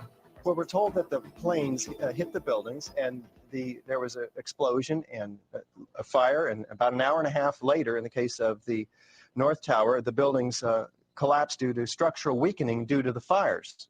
Fires in high-rises have never brought down a steel frame high-rise building at all, ever. The bottom line is this. Steel-framed high-rises don't collapse, especially into their own footprint, because of fire. This is why builders and architects have loved steel for 100 years. A fire typically can't compromise the steel structure. Of course, 9/11 was not a typical day with typical fires. Jet fuel was involved. But the kerosene or the jet fuel just can't explain it. Set aside for a minute that only 2 of the buildings were subjected to kerosene. Now think of a kerosene lamp or a kerosene heater. In the history of kerosene lamps, I have never heard of one being melted because the fires were too hot. In fact, the World Trade Center fires were starved of oxygen and therefore heat. You can see it in the black smoke coming from the towers. Yet molten iron was found in the rubble of all 3 buildings. Something else had to provide the heat and energy needed to liquefy, melt, or even microscopically bend the steel in any of those 3 buildings. And unless you work for NIST, scientists agree that neither jet fuel, nor the furnishings inside those buildings could have heated the steel enough to melt it. I was starting to realize that something else must have been involved in the collapse of at least Building 7, if not all 3. Okay, maybe airplanes weakened the structure of the Twin Towers, which we'll be looking into more deeply later. For now, believe it or not, planes have hit many buildings throughout history and none fell. Of course, none were hit with planes as large as the ones on 9/11, but that still leaves Building 7. I couldn't explain it. Can you tell me that if I throw a flaming chunk of metal off of one building, I can make the building next to it collapse in on itself a few hours later? Why do demolition companies even exist if you can just light a few random fires and wait for an implosion? Maybe the steel structure in Building 7 was so badly damaged from falling debris that the entire structure was compromised. It still can't explain the symmetrical collapse, but I looked anyway. Other buildings that have suffered severe structural damage by natural disaster or bombs didn't disintegrate into rubble piles. They stayed together in some way. Even the buildings in the Trade Center complex that suffered worse damage than Building 7 didn't collapse in on themselves. This uneasy feeling was growing, but there was much more to understand about Building 7's collapse, especially before I started jumping to conclusions in my own head. I needed to hear from some experts. It just didn't add up the way the whole thing sort of pile drove itself into the ground and all at near free fall speed. Collapses straight down into its own footprint at free fall speed. This is uncanny. There's 40,000 tons of structural steel designed to resist this collapse. This building had 40,000 tons of structural steel in its structural system, and that is intended to keep it from going anywhere. The animation sequence from the National Institute of Standards and Technology for their model, their mathematical model of the collapse of Building Number 7. And they have the inside members, that one column gave way, which they claim resulted in the collapse of all the surrounding members, and then this precipitated a global collapse. This would just not be physically possible for a gravitational collapse. According to NIST, the failure occurred at column 79 on level 12. This means basically they're talking about a single columnar collapse or failure that resulted in a total collapse of the building. That just does not make any sense. Regardless of the engineering, the logic tells you that if you have a single failure at some random point in the building, that the entire building is not going to collapse. buildings don't break that way. The story that just a few columns can cause a synchronized global collapse, an implosion, is, well, that's just nonsense. The exterior columns on the outside as well as on the inside at the bottom would have to be severed almost at the same time. The building will want to topple over. It would want to bend over that weakened area and topple over sideways. What we saw the structures came straight down upon itself. It cannot happen that when you have asymmetric damage, you will get a perfectly symmetrical collapse. At free fall speed, that's impossible.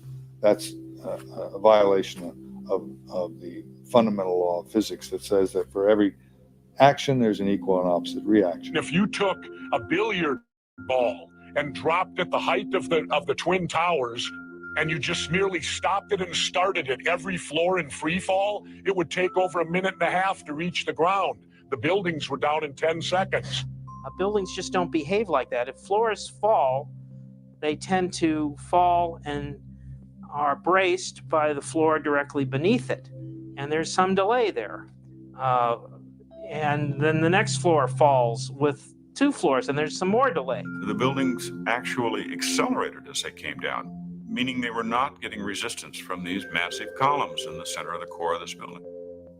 And when it's all finished, the outside walls from the lower floors are piled one on top of the other right in the middle of the building. So it's fiction to say that a building as modern as World Trade Center 7 comes down with no resistance. Doesn't add up. The official explanation was dead wrong. Just not possible. Not possible. Just doesn't make sense. It's not how it works. It can't happen. Never before in history. It just can't happen. Well, that's just nonsense. And that cannot happen. Couldn't happen. It's fiction. There's definitely much more going on than just fire. This was a controlled event. The symmetry is the smoking gun. In short, the evidence is clear. We are witnessing not the collapse of a building, but its demolition. At the time, I was thinking, wait a minute. My heart was pounding, my adrenaline was flowing, and I had a knot in my stomach. You know, the collapse never looked right to me. But then again, I never really thought that it defied the laws of physics. My imagination started to run wild. Could the hijackers have wired the buildings? Maybe the government didn't want us to know how really lax their security was, and that's why they covered up this fact. Maybe it was pre-wired for some reason, but that made no sense. If it was a controlled demolition, it would explain how much of these buildings were reduced to ash. It would explain why the towers fell after burning for only an hour or so. It would explain why they imploded instead of tearing apart. It would explain why they all fell at close to free fall speed. It sure looked like a controlled demolition, in retrospect. I couldn't stop at this point. I needed to know more. Late nights, coffee, research. My life was changing before my very eyes. I had taken my very first step down the rabbit hole. Little did I know how much deeper it would go. By now I knew that fires didn't bring down the buildings. And even if fire could somehow melt steel, the buildings would not have fallen in on themselves, tipped over, torn apart. I was starting to find credible people talking about controlled demolitions and the use of explosives and molten steel. My mind kept wandering, trying to imagine how all this tied together. But first, I still needed to understand more about what happened. And what we find down there is pools of molten iron. What does that mean? Several tons. Exactly. What is that doing there? The first responders see it. The structural engineers see it. It's documented by FEMA, the melting of steel. Normal office fires is what's supposed to have brought these buildings down, along with jet plane impacts. But jet fuel and office fires don't produce molten iron or molten steel. It doesn't begin to melt until 3,000 degrees. At one point, I think they were about 2,800 degrees. See the stuff he's pulling out? Yeah. It's red hot. 8 weeks later, we still got fires burning. The concept of molten iron is very important here. In order to get molten iron, you have to reach unbelievable heat levels. It takes much, much more energy than you could find with any combination of burning office furniture, jet fuel, or gravity. Molten iron can be an indication of the use of thermite. Thermite, thermate, and nanothermite are super hot burning substances used by the military that can cut through steel. It can supply its own oxygen so it can burn underwater. It would explain how fires burned at ground zero for 3 months even after the area was flooded. So thermite would also explain potentially the fact that the fires could not be put out at ground zero. The fires lasted for quite a while. The fires were finally put out on December 13th, 2001, just over 3 months after 9/11, making it the longest burning building fire in recorded history. They burned underwater for much of that time. These fires were a big question mark. But first, it was time to take a closer look at NIST. They are the scientific agency backing the official version of events as most Americans know them. I was hoping they would curb my growing anxiety. Instead, what I learned about NIST made my heart sink. To understand NIST, you need to understand the relationship to explosives. They have vehemently denied that there were any. Not only do they not check for them, they state that none were used. Plain and simple. In fact, they have gone to unbelievable lengths that explosives, or even the evidence of explosives, like pops going off, did not exist. Some people might call it incompetence. Others might call it selling your soul. NIST concedes that they found no evidence for explosives. So then we asked them, well, did you look? And they said, no, we did not look for explosives or residues of explosives. So the preconceived notion of NIST is that there's no evidence for explosives, and so there's no point in looking. That is the most unscientific thing that you can possibly think of, not to look because you don't expect to find evidence, and in fact the evidence is overwhelming. NIST computed what they claimed would be the minimum loudness of an explosion that could sever column 79 with a single blast. Then they claimed no observers detected explosions as loud as their predictions. This size blast would have produced an incredibly loud sound that was not recorded on videos of the collapse nor reported by witnesses. On the basis of this artificial threshold of interest, they swept aside all evidence of actual explosions and concluded that no explosives contributed to the destruction of the building. We did not find any evidence that explosives were used in the collapse. Was that a secondary explosion? Yes, it was. That was the Yeah, definitely secondary explosion. Secondary explosions, sometimes described as pops or booms, are mini detonations apart from the primary explosion of the plane impacts.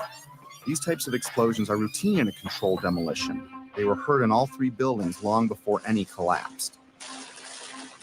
Like, it sounded like gunfire, you know, bang, bang, bang, bang, bang, and then all of a sudden 3 big explosions. That sound was not picked up by any of the videos or witnesses that we have talked to.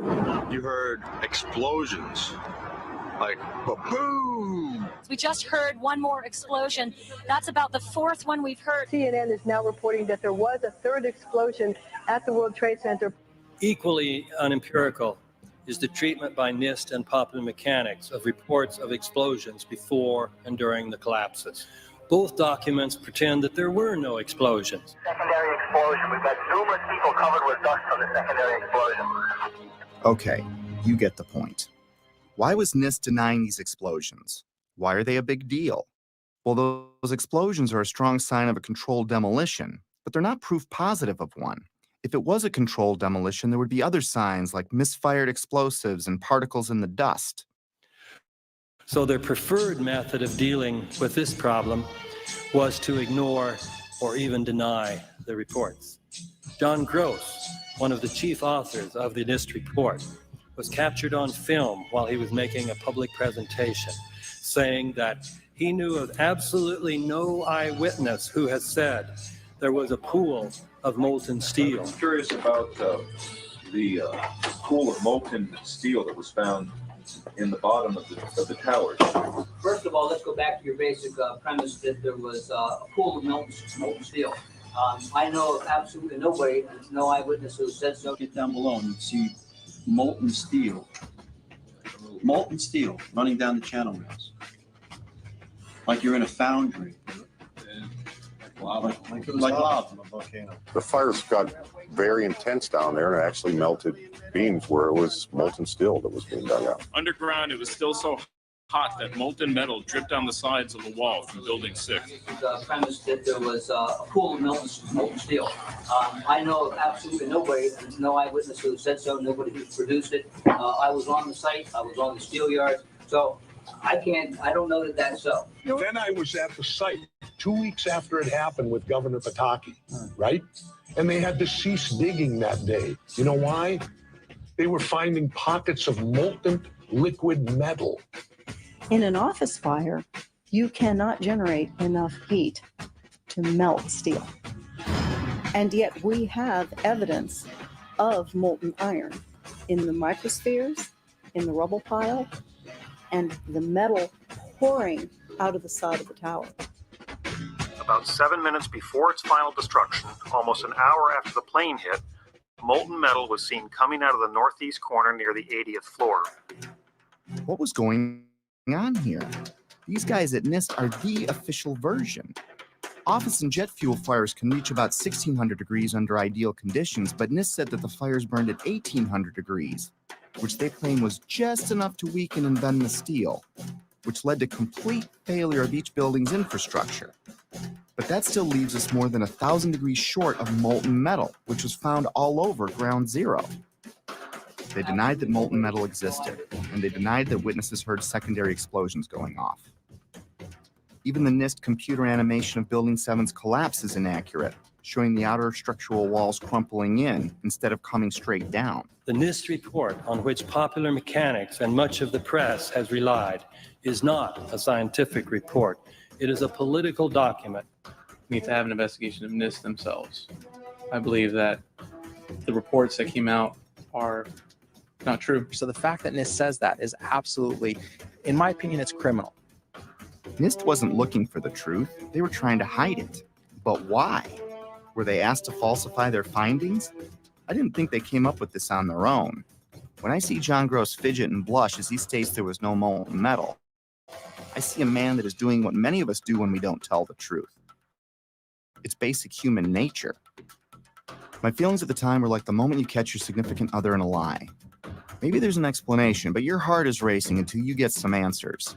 And if something like that's ever happened to you, you may understand needing to know more, but not wanting to know more, if that makes sense. Was there more evidence of a controlled demolitions besides explosions? And where did the molten metal come from? I needed more before I could get my head around this. I took a deeper look into all the buildings, the airplane strikes, and the possibility of planted explosives. Mostly, I was looking for something to explain away this growing pile of problems. I was looking for answers that could reduce my growing anxiety. Instead, I would fall further down the rabbit hole. By now, Betsy was about to give birth. The idea of putting the business off for a week had turned into a few months, and I couldn't help from talking about my findings all the time, even though Betsy asked me to tone it down. She needed more from me as a husband and father, and I needed more from her to preserve my sanity. Then my dad died, and 8 days later, my son was born. I was all over the place. This prompted my first break. I was in a very strange place, grieving my dad and celebrating my son, while digesting this new information that no one wanted to discuss. What I'd been working on was no secret to my whole family, and everyone seemed pretty relieved when it looked like I was re-entering my normal life. I was enjoying the family and starting to talk about business again, which made Betsy happy. And I wasn't talking about 9/11 anymore, which made Betsy even happier. But just when things were getting back to normal, I started getting a feeling, an urge to get back into it. It kept growing and I couldn't explain why I had it. I tried to ignore it, but I couldn't. Like an addict that fell off the wagon, I was back at it like I'd never left. I still wasn't certain what brought down Building 7, but I was pretty sure it wasn't fire. And it certainly wasn't an airplane since it wasn't hit by one. Maybe a look at the Twin Towers could shed some light on this. Most skyscrapers are built on steel or concrete frames, which is a grid of columns and beams that goes all the way through the building. The World Trade Center was different. It was what engineers call a tube structure. It was a very, very strong mesh of steel. There's a large central rectangle in each of the towers that contained 47 columns. And these columns basically were the primary structural support of the building. These 47, 48 columns are essentially the superstructure of a battleship. They're essentially a suspension bridge. There's no way that burning kerosene can ever affect these in the least, if only because of the radiator effect. The minuscule possibility that fire somehow brought all three buildings down was gone. My only hope was that airplanes could have destabilized the buildings somehow. It didn't explain Building 7, but I was trying to give the official version every possible chance to be right. Let's look at the best documented impact that day. At 9:03 a.m., United Flight 175 hit the South Tower. The majority of the jet fuel burned off in the initial explosion, but maybe there was an explanation for the collapse in the plane impacts themselves. The first interview I came across was of Frank DiMartini, the construction manager of the World Trade Center. The building was designed to have a fully loaded 707 crash into it. That was the largest plane at the time. The building probably could sustain multiple impacts of jetliners because this structure is like the mosquito netting on your screen door. The jet plane is just a pencil puncturing that screen netting. It really does nothing to the screen netting. But the largest aircraft flying today, at least commercially, the 747, fully loaded, is on the order of 300 tons. So if you think about a 300-ton element crashing into a building that's been designed to carry 13,000 tons, you can see that an aircraft crashing into the World Trade Center would probably not do anything.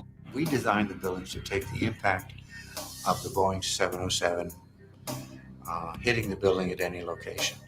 But the plane had already hit. And what I noticed was the lights were still on in the lobby. That led me to believe that the plane never got to the core columns because the feeds for all these transformers feeding all the light and power in the towers were adjacent to the core columns. Those aircraft and those fires could not cause those buildings to come down in that way. The idea that airplanes could have destabilized the buildings never made much sense to me.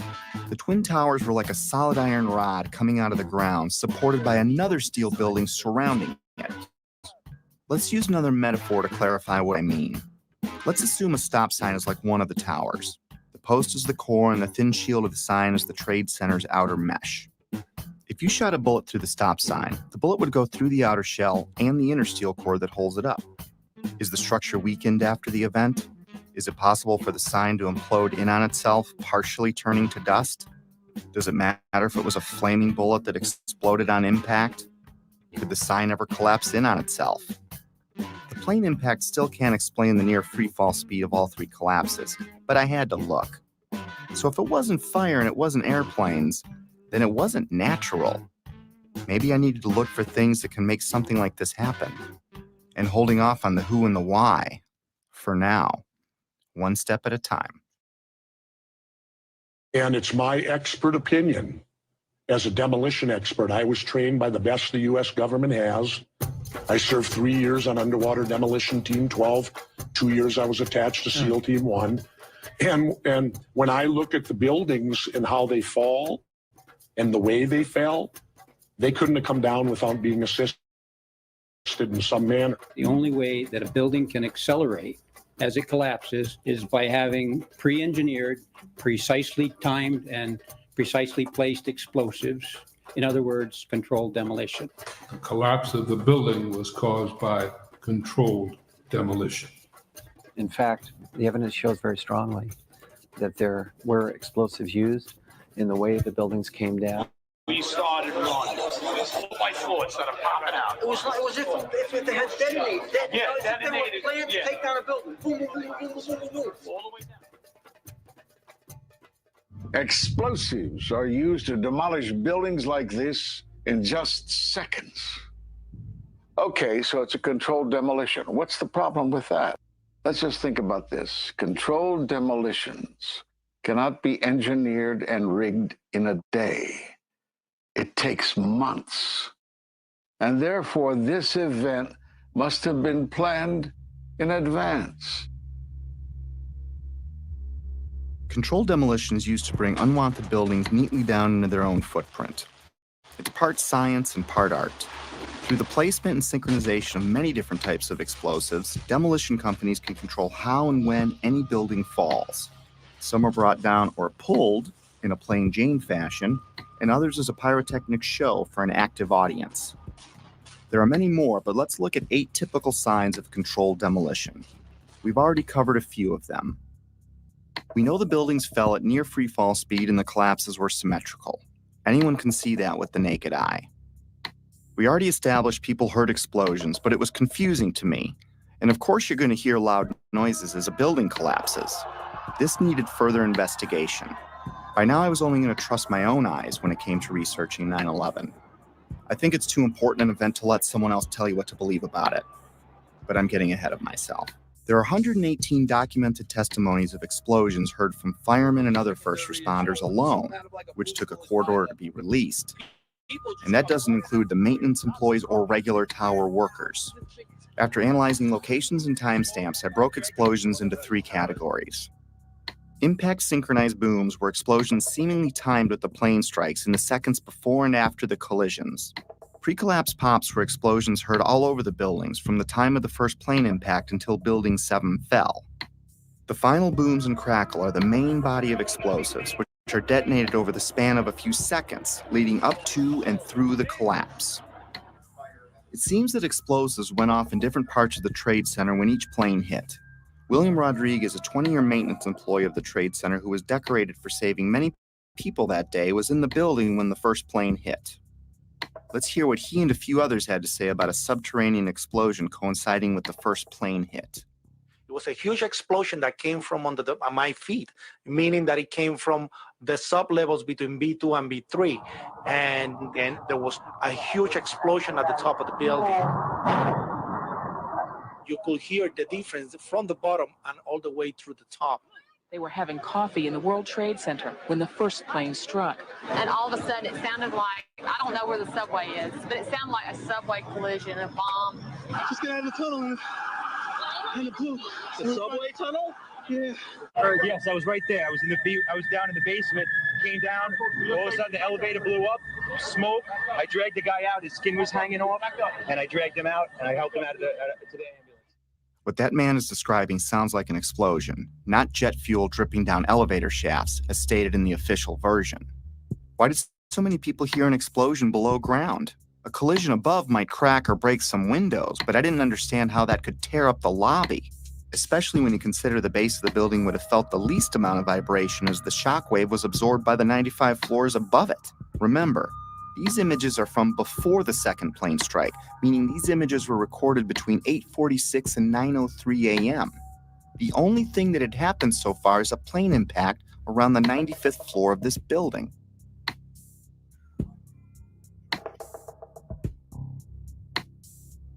Right away, a guy from the Port Authority told him the damage was somewhere above the 78th floor.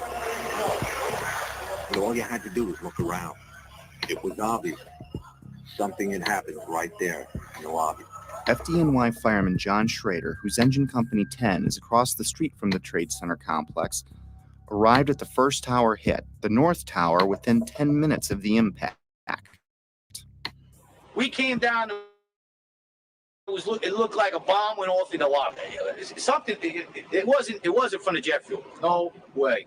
The ladies that are with me were in the World Trade Center in the first building, escaped through the lobby where they report that they believe there was a bomb in the lobby. The bomb hit the lobby first, and a couple of seconds in the first plane hit. I mean, I know people that got killed in the basement. I know people that got broken legs in the basement. People that got reconstructive surgery because the walls hit them in the face. At the time, I was actually in the subway heading towards the World Trade Center right around Franklin Street. And after the first explosion, the subway station started to fill with smoke. The subway cars started to fill with smoke, and the subways actually stopped. With so many people talking about the explosions at street level, it would make sense that early reports had the FBI and others looking into bombs at the base of the buildings.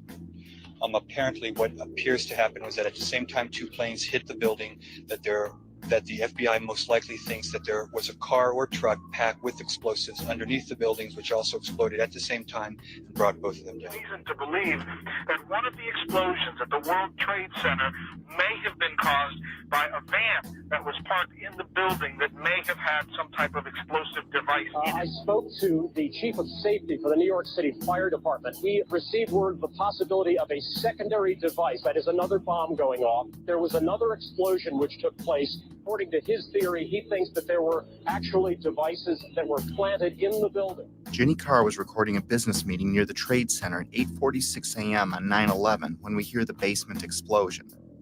9 seconds later, we can hear the first plane hitting the North Tower.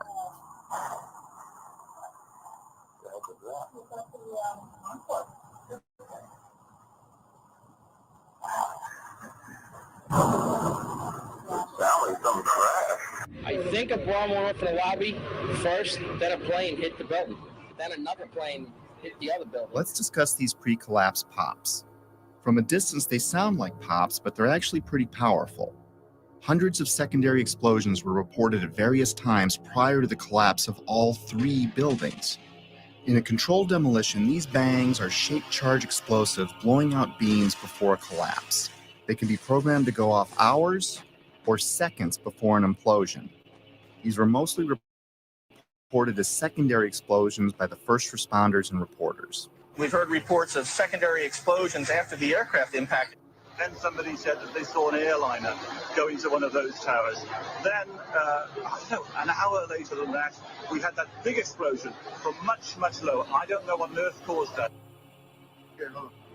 You want to call your mother or something?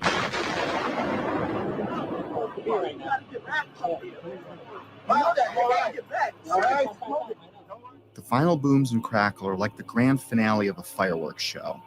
In a controlled demolition, the vast majority of the explosives are set to go off in an ordered fashion over the span of a few seconds as the building collapses.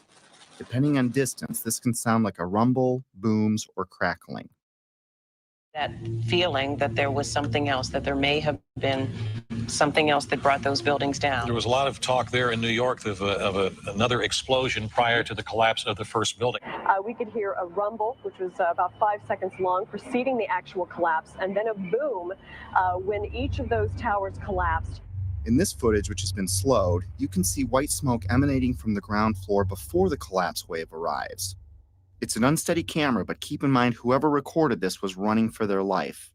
It was like watching a stunt car explode before it crashes at the bottom of the cliff.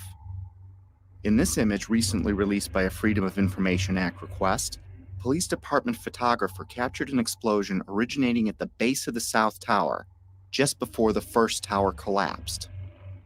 The explosions and shockwave before Building 7's collapse were captured in different ways. We're watching the building actually because it was on fire. The bottom floors of the building were on fire, and we heard this sound that sounded like a clap of thunder. Turned around, we were shocked to see that the building was it looked like there was a shock wave ripping through the building, and the windows all busted out. In the end, the evidence of explosions was ignored by the organizations behind the official version, like NIST, FEMA, Popular Mechanics, and the 9/11 Commission. My independent search continued. Up next, the kink in the roof. It's not necessary for there to be a kink in the roof of an imploding building, but when it does happen, it's a pretty sure indication of a controlled demolition. The roof can only kink in when the central support columns are blown out first, meaning the destruction of the building is coming inside, not outside. This is done by design so the building falls in on itself. The kink in Building 7 is clearly visible to the naked eye. Controlled demolitions are designed to let the top of the building fall through its inner core columns, which is typically the strongest part of any building. Watch the penthouse of Building 7 sink into the floor below it just before the collapse begins. Squibs. Squibs are the 6th indicator on our list.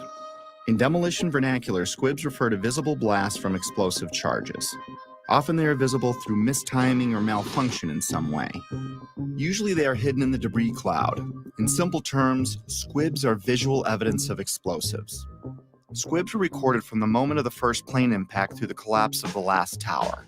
For me, they went unnoticed until I looked at the video more closely. These stills captured squibs as the towers collapsed. The official version stated these squibs were compressed air caused by the pancaking floors, which squeezed air to the point of bursting out a window. The seal of the building was already broken when the collapse began. Logically, if it was compressed air, it should have found the path of least resistance through the broken part of the building. It shouldn't have knocked out a window here or a window there, as many as 40 floors below the blast wave. Naysayers tend to say, well, that's just air being blown out the windows. I mean, it doesn't really work to say it's just air pressure. and I estimated these are coming out faster than 100 miles an hour. The following clips show multiple squibs popping out, sometimes simultaneously, sometimes dozens of floors away from each other. Of all the 9/11 information I've come across, this may have been the easiest to spot. Yet it provided me with one of those stark moments in which the reality of 9/11 sunk in to a new level. In this clip, notice how the squib occurs before the floors above reach the blast ejection point. Not all squibs, however, were easy to spot. Remember how we discussed explosions that were timed to go off with the plane impacts? Well, this is the first plane impact. Notice the dark brown smoke coming out of the top floor of the tower. This smoke is already dissipating before the plane strikes the building. In this segment, the NBC camera is pointed at the north tower. The first tower hit. In a few seconds, the second tower is going to be hit. You'll know it when it happens because of the reporter's voice and the fireball in the lower left corner of the screen. Now keep your eye on the east facade, the one on the left. Notice how several tiny explosions go off as the second plane hits the other building, perhaps in an effort to mask some necessary work prior to its demolition, as I was thinking at the time. Oh, another one just hit. Something else just hit. The seventh characteristic of a planned implosion is what's called a demolition wave. It's the path of destruction in a controlled demolition. It is a visible wave of explosions moving down the columns of a building just ahead of or at the speed of gravity. This array of synchronized explosives is timed to blow out floors beneath the collapse wave as the floors above reach the floors below, thus allowing a drop at approaching freefall speed. Again, let's slow down the film for some of these. When slowed down, you can see how the explosions are timed to go off, floor by floor. In this clip, you can clearly see a demolition wave proceeding down a column mostly hidden by the umbrella of the falling debris pile. Look to the right of the black line. It's a bit grainy because of the zoom. Here it is again without the black line. You can see synced explosives cutting a path down the building. The demolition wave can be hard to see with an untrained eye because it happens so fast. I've tried to highlight a few more examples in the following clips.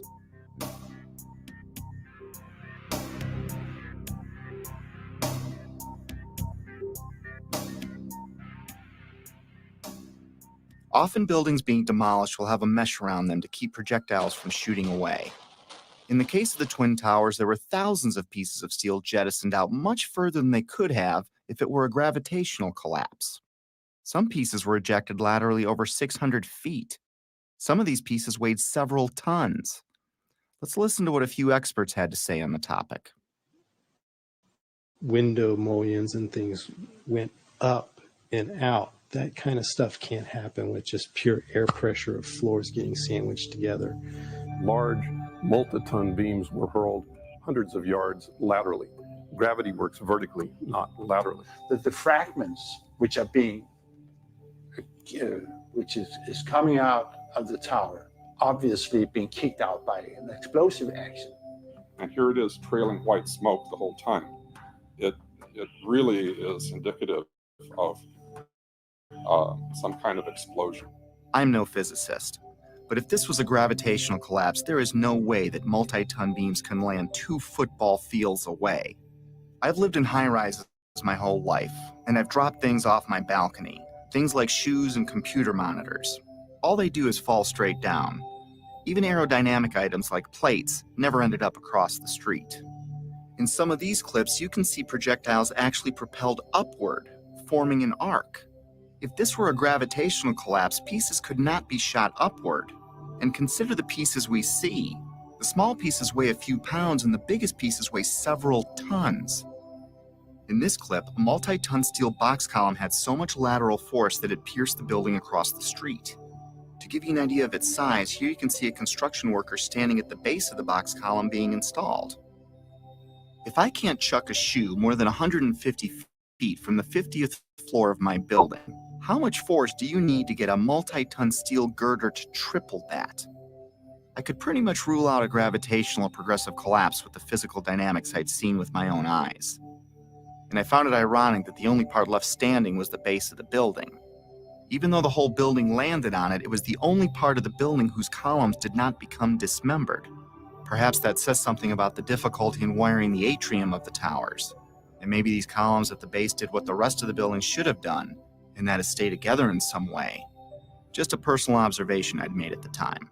Of course I've been wondering how the hijackers wired the buildings. It was the only thing that still made any sense, even if barely. But I stopped wondering how the hijackers did it when I learned what was found at the ground zero dust.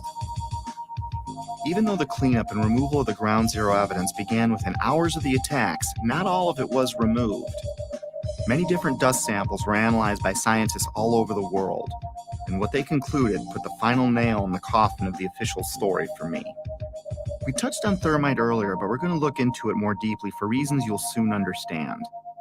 Thermite is a chemical mixture, usually of metal oxide and aluminum powder, with several variations. It's often used in fireworks, underwater welding, and military weapons. It can also be used to cut steel beams. When thermite is detonated, it leaves traces of itself in the debris, like perfectly round microscopic spheres of iron, and unexploded thermite itself, both of which were found in the ground zero dust. The fact that explosive residue was found in the dust didn't surprise me, at least not by now. I already knew in my heart it was a controlled demolition. What rocked me was the type of thermite found. You see, it was a special type of thermite called nanothermite, and it meant that the odds that the hijackers could have done this dropped to near zero. My belief system kept taking more hits, which we'll discuss in a bit. For now, though, let's have the experts walk us through the basics. In 3 different samples from 3 independent researchers, the R.J. Lee Company, the USGS, and Dr. Stephen Jones's work. All 3 separately found these microspheres. As much as 6% of the World Trade Center dust consisted of tiny, previously molten iron spheres. You cannot get a perfectly round sphere of metal from the building tearing apart. The only way you can get that is by starting with a molten liquid. Then the hydrostatic pressure will create the perfectly round sphere as it solidifies. So what produced all that molten iron? Well, it has in it the chemical evidence of a special incendiary, which is thermite, a high-tech incendiary used to cut through steel like a hot knife through butter. These spheres have iron, aluminum, fluorine, manganese, very unusual elements associated only with thermite. And there's small chips of unignited thermite as well. In the dust, we found what we characterize as unreacted thermitic material, and in the shape of some very tiny red-gray chips. We captured the residue after the material had been heated. The red-gray chips, as we ignite them, produce spheres that have iron and aluminum, just like we see in the dust in abundance. And the composition was very, very similar. And that led to the conclusion of the paper, which was, we've got some form of thermite in these red-gray chips. What I can confirm also is that these chips, the red layer is thermitic. It does produce molten iron. I've heard this argument that somehow perhaps someone seeded these samples with nanothermite. There have been some that have argued that these red-gray chips could be paint of some form. I've also heard the argument that perhaps the falling buildings just generated this nanothermite. Well, no. So it wasn't, the red-gray chips are not the primer paint that was used on the WTC steel. These chips are not naturally occurring. They are not going to form because some materials fall down in a building and touch each other and get compressed together. That's just not what this material is.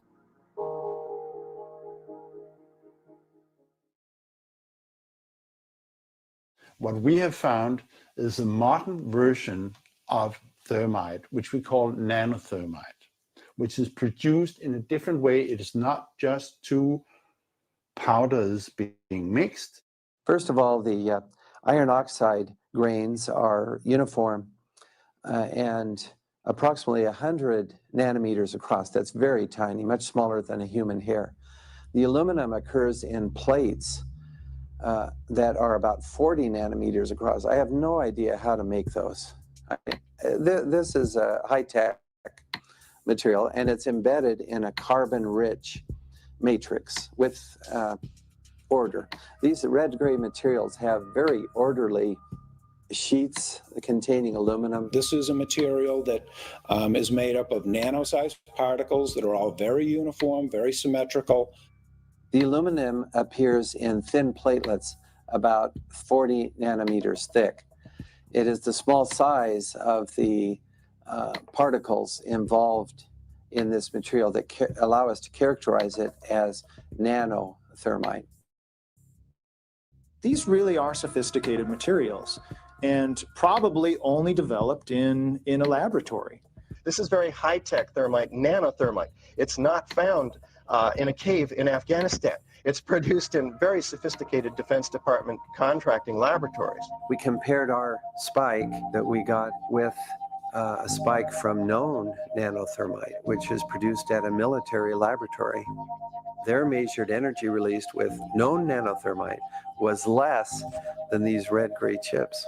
What we are dealing with, I think, in World Trade Center is modern military material which is unknown to the general public. It takes steel and it creates molten steel. So it takes beams of steel and it turns it into molten steel, and it just everything underneath just sinks into the ground like what you saw. And it is a special U.S. military grade weapon. So the military uses it for a number of different applications. Okay, it is a military grade weapon. It's not something you could make ever. I was pretty astonished at how deep this rabbit hole was getting, even though I still had no idea what I was in for.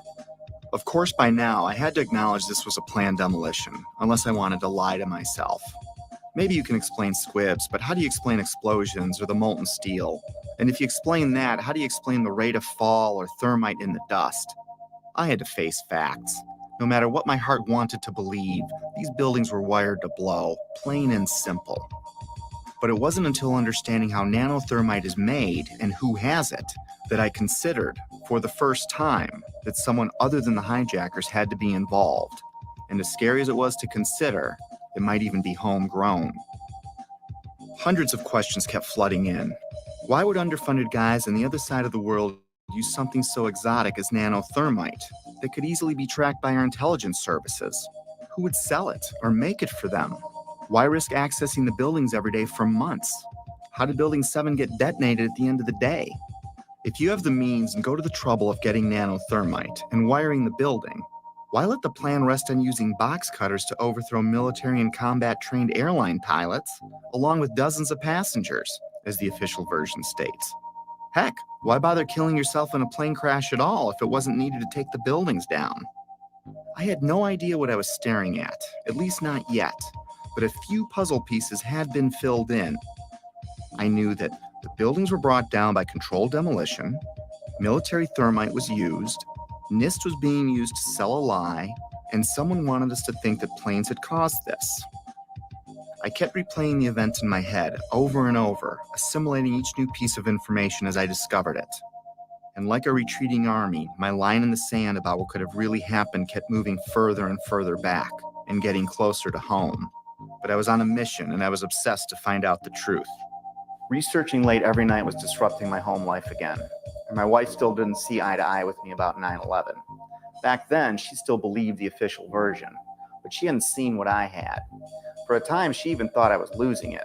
For a time, I wondered it myself, because I was coming across things I had a hard time believing.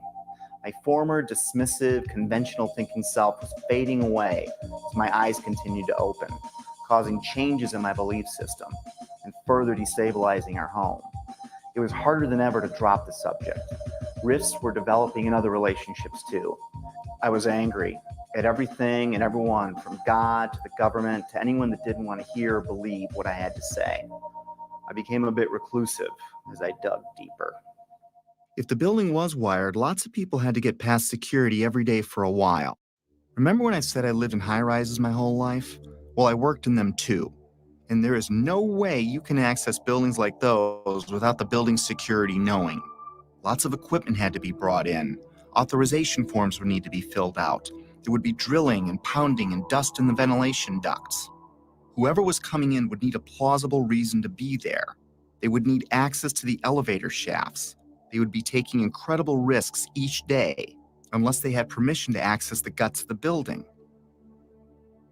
Anybody who's ever watched a building being demolished on purpose knows that if you're going to do this, you have to get at the under infrastructure of a building and bring it down. The columns could have been set up with explosive devices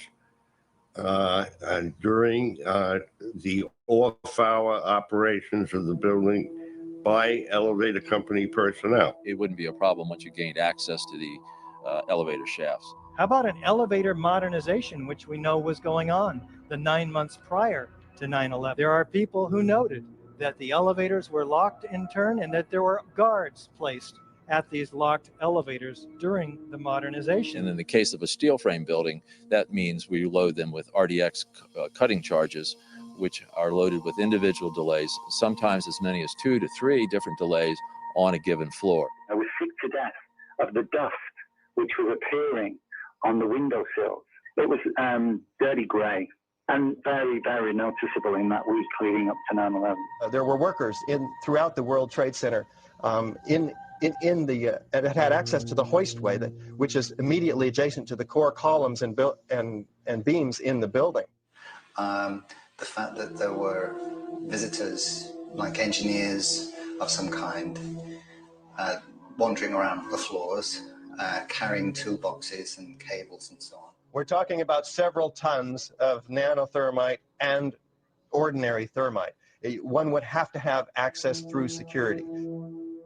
Video cameras caught trucks arriving at the World Trade Center from about August 23rd until every night until about September 2nd, September 3rd. And the trucks were arriving at about 3 o'clock in the morning when everybody else had left the building, including the janitorial trucks. Something was brought into that building that would help with the detonation. There may have been work done on the detonation before. It may have been going on for months, but whatever they needed at the very end, they came and brought in that 10-day period. The 9/11 Commission also does not tell you that Marvin Bush, the president's brother, and their cousin, Wirt Walker, were the principals of the company that was in charge of security for World Trade Center. They don't, man. Yeah. The jaw-dropping coincidences kept piling up. I learned that Stratesec was a security company which used to be called Securicom, and they didn't just handle security for the World Trade Center complex. They had contracts with Dulles International Airport, from where Flight 93 departed, and United Airlines, accounting for most of the security breakdowns on 9/11. And another thing, Stratesec also handles security for Los Alamos National Labs, one of the only places on the planet that can produce the nanothermite found in the ground zero dust. The odds are pretty astonishing that one company can link so many vital elements of 9/11. But more astonishing is there's no mention of Stratesec or Securicom in the entire 567-page 9/11 Commission report. Of course, that was no surprise by now. Did I forget to mention that same 9/11 Commission did not mention the collapse of Building 7 in the entire report either? Why is there not a word about the collapse of that building in the 9/11 Commission report? We didn't see any evidence of the kind of thing you're talking about. I didn't think this was something done by terrorists anymore, nor did I think this was done by any one man, even if a president. How does he get nanothermite? How does he get NORAD, the FAA, and our air defenses to look the other way? Or get access to the interior of all 3 towers? Or get 19 guys to kill themselves? Or get NIST and the 9/11 Commission to tank their investigations? Or keep the media quiet? Or keep a rival administration from exposing it? No, this seemed much bigger than even a president, and impossible for a man on the run. If someone like me with no budget or staff can find something clearly wrong with Building 7's collapse, how could an entire government commission fail to mention it in their report? Something big and strange was coming into view, seemingly coordinated and almost invisible. like 1,000 more puzzle pieces dumped out before me. I couldn't see the bigger picture yet, but I knew there was one, and it involved powerful elements of our world. This reminded me of a quote that struck me in Woodrow Wilson's book, The New Freedom. He writes, "Some of the biggest men in the United States in the field of commerce and manufacture are afraid of somebody, are afraid of something. They know that there is a power somewhere so organized, so subtle, so watchful, so interlocked, so complete, so pervasive, that they had better not speak above their breath when they speak in condemnation of it." I wondered if we were talking about the same thing, so I continued my research. I didn't even need to remind myself I was falling down the rabbit hole anymore. I was now fully expecting to see the unexpected. Remember the opening chapter, The Dog That Didn't Bark? It was a reference to a Sherlock Holmes story called Silver Blaze, in which Holmes deduces the culprit must have known the family dog, because the dog didn't bark while the crime was committed, as he normally would if a stranger were on the property. The same way the Secret Service didn't bark, by staying in the school. The same way real watchdogs like the 9/11 Commission, NIST, and the media didn't bark either. Lots of people, including politicians, the media, and emergency workers on the ground, knew Building 7 was going to come down well ahead of time, as impossible an event as that was. But even then, they said, hey, you got to stay behind this line because they're thinking about taking this building down. They're not sure if it's stable or not. So they were holding a line off because they had knowledge that something was going to happen. That by noon or 1 o'clock, they told us we had to move from that triage site up to Pace University, a little further away, because Building 7 was going to come down or being brought down.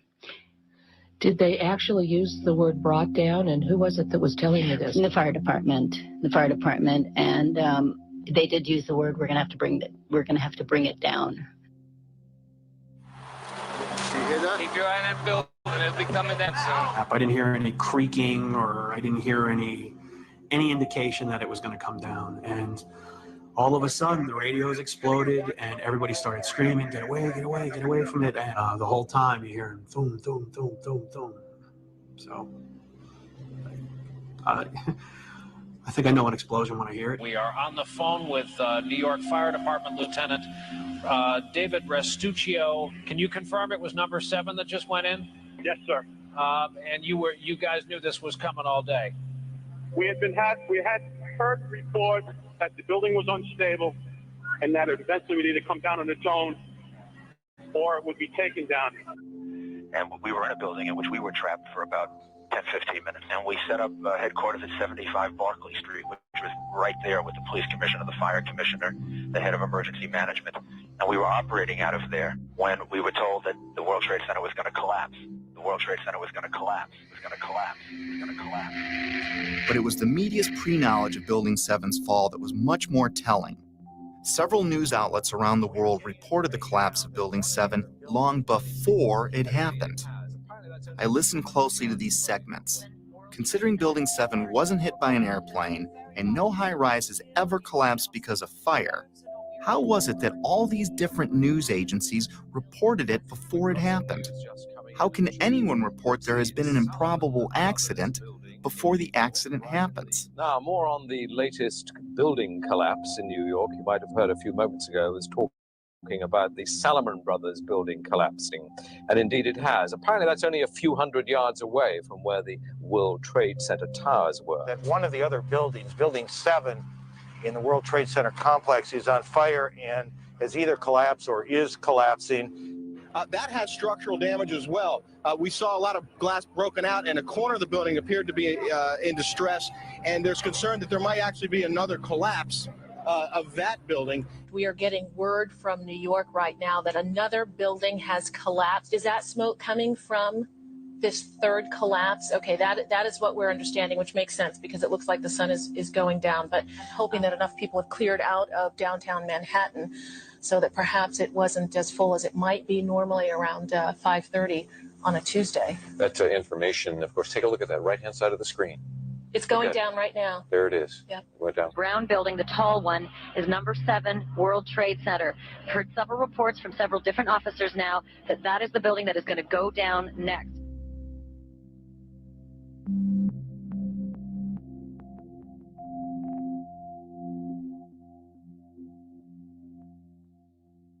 The media has played an important role in shaping the official story, even to this day. The idea that the buildings fell because of planes and fire was instilled in the public's conscience early and often on 9/11, and it started before any buildings fell. And that perhaps they're buckling under the force of the collision or the hole that's resulted from these two planes. My sense is that just one, the velocity of the plane and the fact that you have a plane filled with fuel hitting that building that burned. And so structural damage, as you had suggested, probably led to this building going down. We are seeing it was because the building had been weakened during this morning's attacks. And then I witnessed both of us collapse, first and then the second, mostly due to structural failure because the fire was just too intense. And now we are told that there's a fire there and that building may collapse as well as you can. Pictures of airplanes flying into buildings, fires burning, huge structures collapsing, have filled us with disbelief. Metaphor time. Let's say your local TV news breaks in with a report of a car accident at the corner of Main and First Avenue because a car blew out a tire, swerved into a tanker truck, and it exploded. Now your office is at that corner, so you go out and look, but everything looks fine. You flip stations and other stations are reporting it too, using different wire services even. As you stare out the window wondering where there's another Main and First Avenue, a car drives into a parked gas truck and it explodes. Have you witnessed a miracle or a staged event? If what I was finding were mistakes in a massive ruse, then the sheer boldness and size of it alone is why I never saw it before. It reminded me of a quote often attributed to Joseph Goebbels, the minister of propaganda for Hitler's Nazi Germany, who stated that if you tell a lie big enough and keep repeating it, people will eventually come to believe it. I found a pattern of bullying, intimidation, and belittling of anyone asking valid questions, which did nothing to soften my growing anger, even though I had no idea to where or to whom it was directed. We're not buying it. Okay, you don't have to buy anything. You're American. You want to be a nut, you can be a nut. Anybody who thinks that 9/11 was carried out by the government isn't a truther. They're idiots.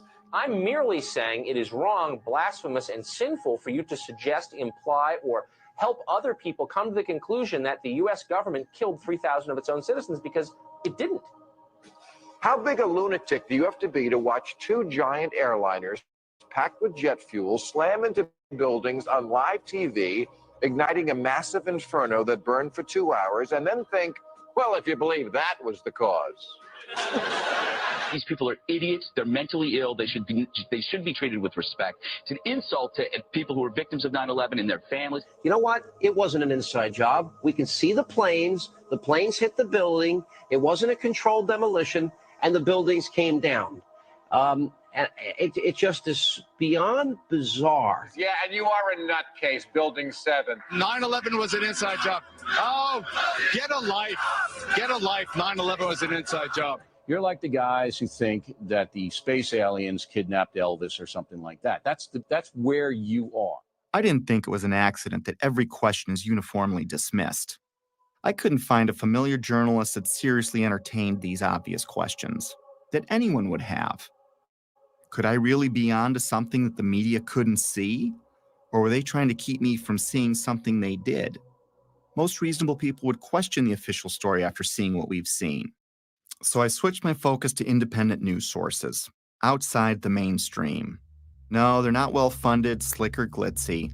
Most are just regular people or sincere journalists trying to expose the truth about something in their corner of the world.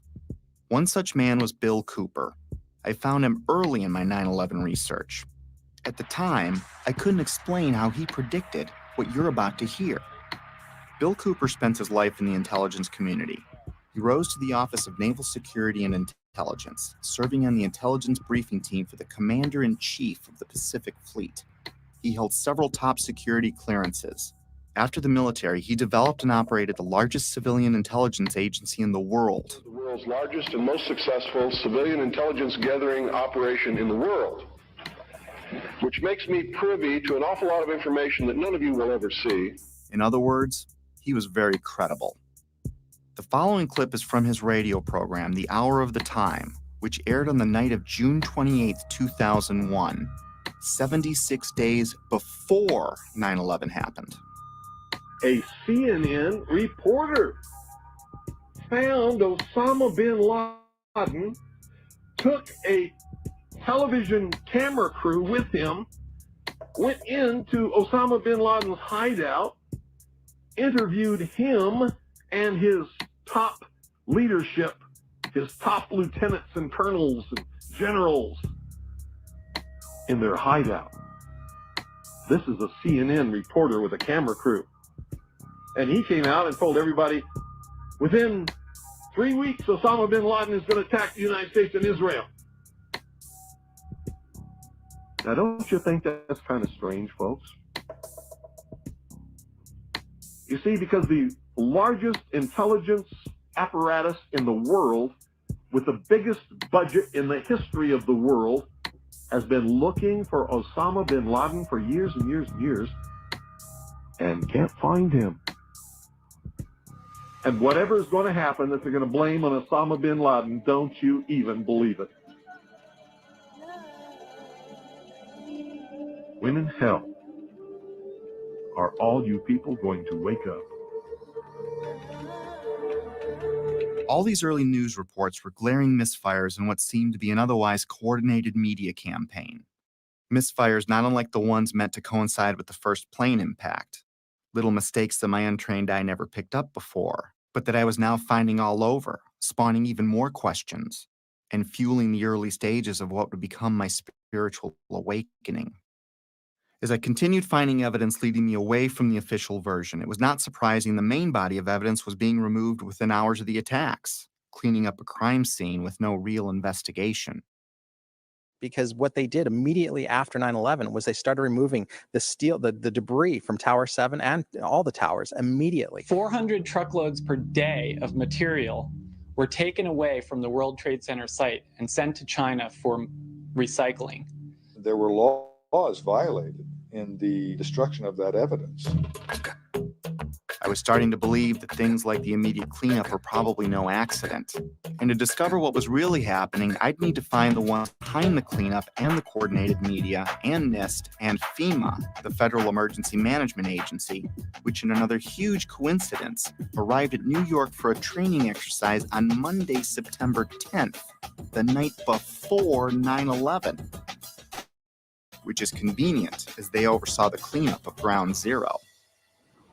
To be honest with you, we arrived on late Monday night and went into action on Tuesday morning. And not until today did we get a full opportunity to work. Over time, it got easier to find puzzle pieces, like the following testimony by Norman Mineta, the Secretary of Transportation in 2001, who was with Vice President Dick Cheney on the morning of 9/11. And like so much other important information, this interview would also be left out of the 9/11 Commission report.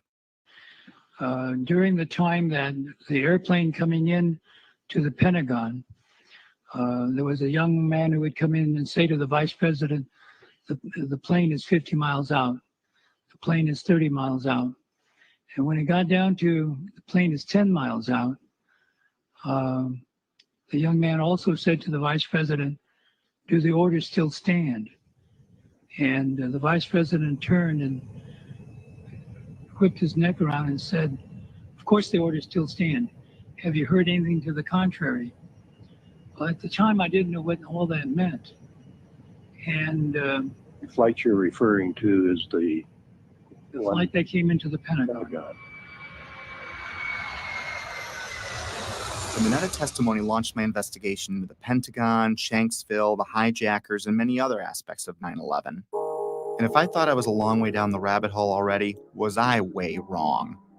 My belief system would ultimately be shattered, but rebuilt to accommodate my evolving worldview. Back then, however, I was only a few months into my investigation, and I was going through a full scope of emotions, and frankly, having a difficult time handling all of them. Denial, curiosity, fear, disbelief, paranoia, anger, and heartbreak, and I would go through many more. I was still unable to reconcile all the data in front of me. I couldn't see the bigger picture at the time. But like the wind, it can't be seen, yet we know it's there because it leaves evidence of its existence. very much like the trail of breadcrumbs I'd been researching over the last few months. But it's not something I could understand in one sitting. It took time. Coping with the flood of emotions took a while. I didn't have anyone guiding me or anyone to talk to about it. I felt like I had no foundation, like the ground was crumbling beneath me. The truth is hidden by several mechanisms, especially the limits of our own preconceived beliefs. I'd been so ignorant and dismissive, but now I wondered what else I'd been fooled about. Over the years, I came to see that we're in a battle of information, a battle of beliefs, or a spiritual battle, if you will. I also came to believe that 9/11 is only one battle in a much larger war, a war I couldn't see yet, one that I was well on the way to discovering. This is a lot to take in, and we all wake up at our own speed, if at all, which is why I stopped after only looking at the Trade Center portion of the attacks. There is so much more to this, but it's easier to process in smaller chunks. Betsy and I woke up at different speeds. My eyes started opening pretty quickly, but it took Betsy a few years, even though we talked about it all the time. It wasn't until she watched early versions of this movie that she began to believe me. I clearly remember the day in June of 2013 when she came voluntarily and shared her own thoughts about her own 9/11 research, something she'd never done before. And I knew by talking to her that her eyes were finally opening too. It probably saved our marriage. Getting past that stumbling block opened the door for us to reconnect. If there's a pit in your stomach, don't be overwhelmed or scared.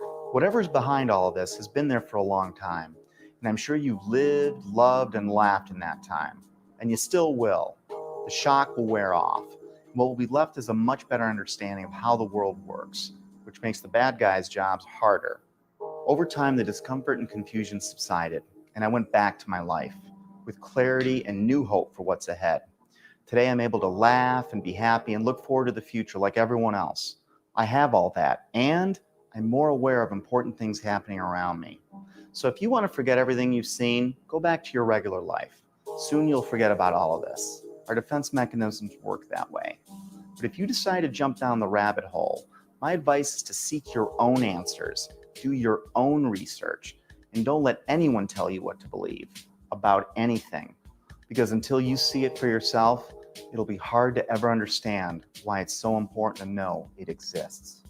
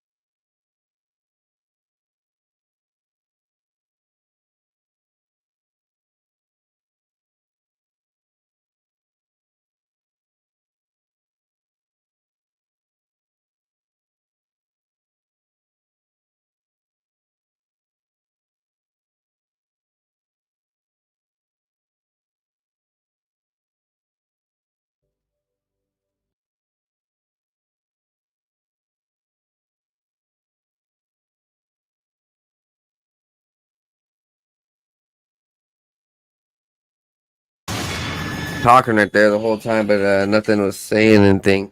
What we had seen with this documentary with the Building 7 was pretty interesting. They had mentioned that thermite had made molten lava of the steel, and it was actually so hot that the molten lava was burning for 3 months, which is unbelievable, right? Until they had mentioned that it was from Los Alamos, which is a UFO base.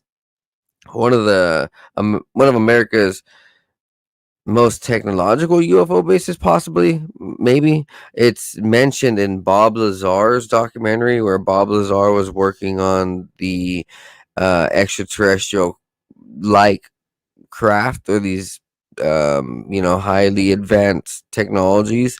And who knows, maybe this is where they had reverse engineered some of the craft, like he had said, right? So if Los Alamos has like military grade, next level grade craft and technologies, and um these researchers had uncovered that this thermite, at the time in 2001, there was maybe only one place, two places in the world that had this, and it just happened to be Los Alamos was one of them. Very interesting, right? I had no idea about that, but right here at the end of the documentary, we had seen them start mentioning Pentagon and the way that the Pentagon got hit. Well, these two videos that we watched in the first half didn't really cover any of that. They just covered the Twin Towers and Building 7. So this next video is going to cover the Pentagon. Let's get into it. I hope you guys got your popcorn. It's 9/11 night. We got documentaries on night. Let's get it.